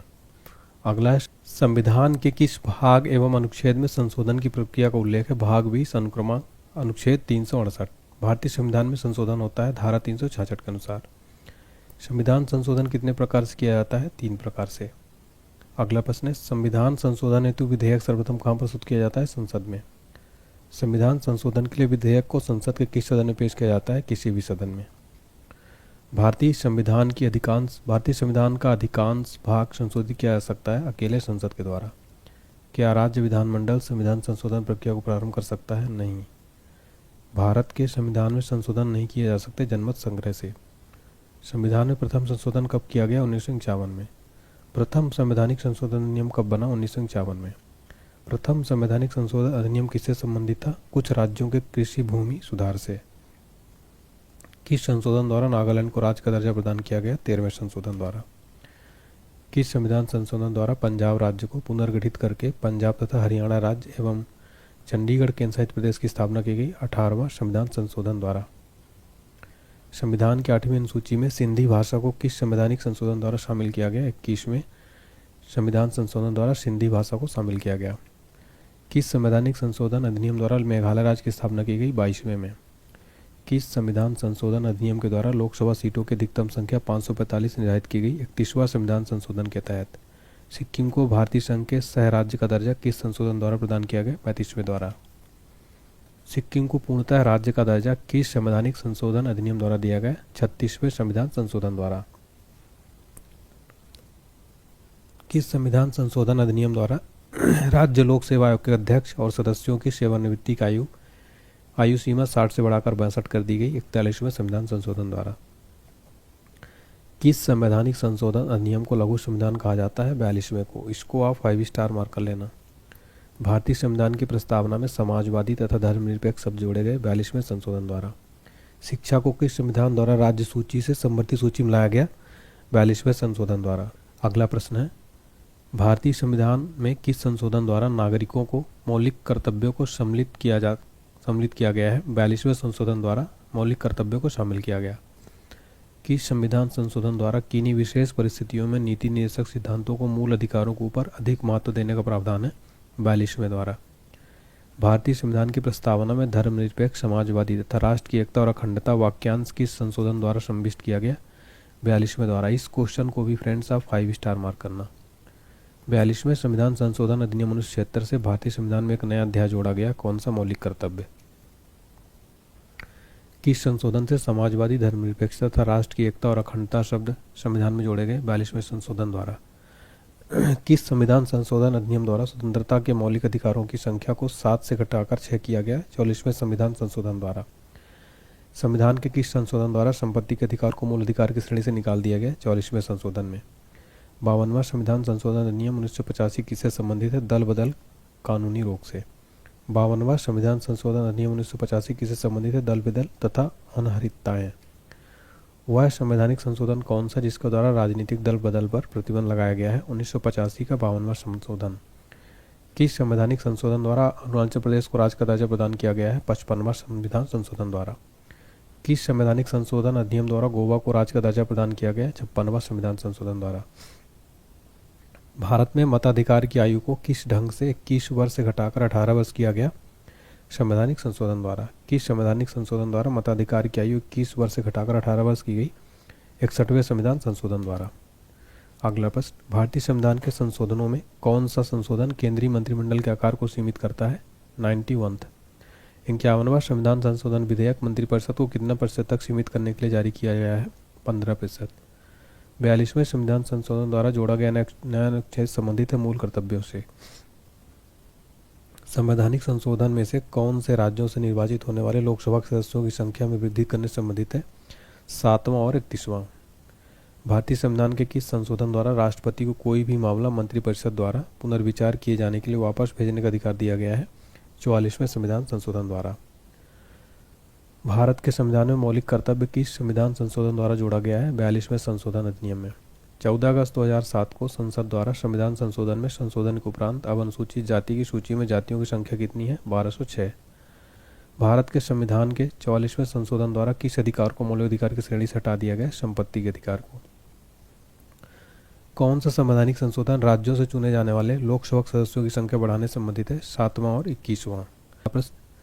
किस संशोधन विधेयक द्वारा भारतीय संविधान में नागरिकों को मूल कर्तव्यों को शामिल किया गया? 42वें संविधान संशोधन द्वारा मूल कर्तव्यों को शामिल किया गया था। भारतीय संविधान के किस संशोधन के द्वारा स्पष्ट रूप से व्यवस्था की गई है भारत के राष्ट्रपति मंत्रिपरिषद की सलाह को मानने के लिए बाध्य है? 42वें संविधान संशोधन में। भारतीय संविधान के अधिकांश उपबंधों का संशोधन किया जा सकता है अकेली संसद द्वारा। वर्ष 2012 का 57वां संविधान संशोधन अधिनियम किस विषय से संबंधित है? सहकारी समितियों यानी कोऑपरेटिव सोसाइटीज के गठन एवं क्रियाकलाप से। अगला टॉपिक है पंचायती राज व्यवस्था। भारतीय संविधान के किस भाग में पंचायती राज से संबंधित प्रावधान है? भाग 9 में। भारतीय संविधान के किस भाग में नगरपालिकाओं से संबंधित प्रावधान है? भाग 9 का में। संविधान के किस भाग में ग्राम पंचायतों की स्थापना की बात कही गई है? भाग 4 में। भारतीय संविधान के अनुच्छेद में कौन सा अनुच्छेद राज्य सरकारों को ग्राम पंचायतों को संगठित करने का निर्देश देता है? अनुच्छेद 40। संविधान के 11वीं सूची में सम्मिलित है पंचायतों का कार्यक्रम। पंचायती राज प्रणाली किस पर आधारित है? सत्ता के विकेंद्रीकरण पर। पंचायती राज प्रदान करता है स्थानीय स्तर पर लोकतांत्रिक प्रशासन। पंचायती राज का प्रधान लक्ष्य है ग्रामवासियों में शक्ति का विकेंद्रीकरण। पंचायती राज का मुख्य उद्देश्य क्या है? जनता को विकास मूलक प्रशासन में भागीदारी योग्य बनाना। 73वें संशोधन का संबंध किससे है? पंचायती राज अधिनियम से। 73वें संविधान संशोधन संबंधित है पंचायती राज प्रणाली से। भारत में किसके अंतर्गत पंचायती राज प्रणाली की व्यवस्था की गई है? नीति निदेशक सिद्धांत। किस संवैधानिक संशोधन द्वारा पंचायती राज संस्थाओं को संवैधानिक दर्जा प्रदान किया गया है? 73वें संविधान संशोधन द्वारा। 73वें संविधान संशोधन के अनुसार पंचायती राज संस्थाओं में अध्यक्ष के कम से कम कितने पद महिलाओं के लिए आरक्षित किए गए हैं? 1/3। 73वें संविधान संशोधन के प्रावधानों को समाज के किस वर्ग को सत्ता हस्तांतरण की दृष्टि से ऐतिहासिक कदम माना जाता है? महिला वर्ग। पंचायत के चुनाव कराने हेतु निर्णय किसके द्वारा लिए जाते हैं? राज्य सरकार द्वारा। पंचायती राज प्रथम प्रवर्तित किया गया राजस्थान में। भारत में सबसे पहले राजस्थान में पंचायती राज की स्थापना किस वर्ष हुई? 1959 में। देश में त्रिस्तरीय पंचायती राज व्यवस्था को किस राज्यों में सर्वप्रथम अपनाया गया? राजस्थान एवं आंध्र प्रदेश में। भारत में पंचायती राज व्यवस्था सर्वप्रथम राजस्थान और आंध्र प्रदेश में आरंभ की गई। पंचायती राज व्यवस्था का उद्घाटन पंडित जवाहरलाल नेहरू द्वारा 2 अक्टूबर 1959 को कहाँ किया गया था? नागौर में। देश के ग्रामीण क्षेत्र के सामाजिक एवं सांस्कृतिक उत्थान के लिए सामुदायिक विकास कार्यक्रम का प्रारंभ किया गया 2 अक्टूबर 1952 को। सामुदायिक विकास कार्यक्रम का मुख्य उद्देश्य क्या था? विकास में जनता का सहयोग सुनिश्चित करना। भारत सरकार द्वारा सामुदायिक विकास योजनाओं की शुरुआत कब की गई? 2 अक्टूबर 1953 को। सामुदायिक विकास कार्यक्रम की असफलता का कारण क्या है? अशिक्षा। भारत में पंचायती राज प्रणाली का शुभारंभ कब और कहाँ हुआ? 2 अक्टूबर 1959 को नागौर में। 1957 में किस समिति ने भारत में त्रिस्तरीय पंचायती राज की सर्वप्रथम सिफारिश की थी? बलवंत राय मेहता ने। प्रजातांत्रिक विकेंद्रीकरण का पर्याय क्या है? पंचायती राज का। पंचायती राज प्रणाली कहाँ नहीं है? अरुणाचल प्रदेश में। पंचायती राज प्रणाली में ग्राम पंचायत का गठन होता है ग्राम स्तर पर। भारत में सही मायने में स्वशासन का जनक किसे कहा जाता है? लॉर्ड रिपन को। पंचायती राज संस्थाओं के उच्चतम स्तर पर कौन है? जिला परिषद। हमारा लास्ट टॉपिक है नई संसद भवन। नई संसद भवन की आधारशिला कब रखी गई? 10 दिसंबर 2020 को। नए संसद भवन की आधारशिला कहाँ रखी गई? दिल्ली में। भारत की नई संसद भवन की आधारशिला किसने थी रखी थी? मोदी जी ने। नया संसद भवन कितने क्षेत्र में फैला हुआ है? 64,500 वर्ग किलोमीटर। भारत की नई संसद भवन का आकार कैसा है? त्रिभुजाकार। भारत के नए संसद भवन की लोकसभा सदन में कुल कितने सदस्य के बैठने की व्यवस्था है? 888 सदस्य। नए संसद भवन का उद्घाटन कब किया गया? 28 मई 2023। नया संसद भवन कितनी मंजिल का है? 4 मंजिल का। भारत के पुरानी संसद भवन का उद्घाटन किसके द्वारा किया गया था? लॉर्ड इरविन द्वारा। भारत के नए संसद भवन का निर्माण किस प्रोजेक्ट के तहत किया गया? Central Vista. भारत के नए संसद भवन की निर्माता कंपनी कौन है? Tata project limited. भारत की नई संसद भवन का डिजाइन किसने तैयार किया? बिमल पटेल ने। भारत के नए संसद भवन की राज्यसभा सदन में कुल कितने सदस्य बैठने की व्यवस्था है? 384। भारत के नई संसद भवन के संयुक्त सत्र में कुल कितने सदस्य बैठ सकते हैं? टोटल 1272। नई संसद भवन का उद्घाटन भारत की आज़ादी के कितने वर्षों बाद किया गया? 75 वर्ष। भारत के पुराने संसद भवन का डिजाइन किसने तैयार किया था? एडविन लुटियंस ने। वर्तमान में लोकसभा सदस्यों की संख्या कितनी है? 543। संसद के गठन का प्रावधान किस अनुच्छेद में? 79 में। पुराने संसद भवन की नींव कब रखी गई थी? 1921 में। भारत में पुराने संसद भवन का उद्घाटन कब किया गया? 18 जनवरी 1927 को। भारत में संसदीय शासन व्यवस्था किस देश से ली थी? ब्रिटेन से। भारत के पुराने संसद भवन से कुल कितनी लागत आई? 83 लाख। और अस्थायी संसद भवन कब तक रही? 1952 तक। तो यहाँ पर हमने फ्रेंड्स आपने देखा कंप्लीट जो है पूरे 1000 प्रश्न देख लिए, 40 टॉपिक। उम्मीद करता हूँ आपको पसंद आया होगा। अब प्लीज़ लाइक ज़रूर कर दें फ्रेंड्स इस वीडियो को, ताकि हमें मोटिवेशन मिले। कमेंट सेक्शन में ज़रूर बताएं। और अगर आपको कंप्लीट जीके जिस तरीके से क्रैश कोर्स चाहिए तो वीडियो कोर्स मिल जाएगा हमारे एप्लीकेशन पर। डाउनलोड कर लीजिए application online study point. Paid course में जाने के बाद पेमेंट के बाद आपको मिल जाएगा। PDF भी सारी अटैच मिल जाएगी। वार्षिकांक PDF भी अवेलेबल है, आप ले सकते हैं। और महापैक ऑफर ऑल सब्जेक्ट का आपको मिल जाएगा 199 रुपये में, ये भी एप्लीकेशन पर अवेलेबल है। हमारे पास GK GS, general science, Lucent GK, static GK सभी नोट्स अवेलेबल है डिस्क्रिप्शन में। कोई भी दिक्कत आए, किसी से रिलेटेड इंक्वायरी, व्हाट्सएप पर मैसेज करिए 7067567024 पर। और अगर आपको टेलीग्राम, व्हाट्सएप चैनल ज्वाइन करना, इंस्टाग्राम, तो डिस्क्रिप्शन बॉक्स में लिंक है, ज्वाइन करिए। और अगर आपको लगता है कि इस वीडियो में मैंने मेहनत की है तो लाइक करें, शेयर करें, चैनल को सब्सक्राइब करके बेल आइकन जरूर प्रेस करें और कमेंट सेक्शन में जरूर बताएं कि आपको ये पूरी क्लास कैसी लगी, मेरी मेहनत कैसी लगी। बहुत बहुत धन्यवाद। एग्जाम के लिए शुभकामनाएं।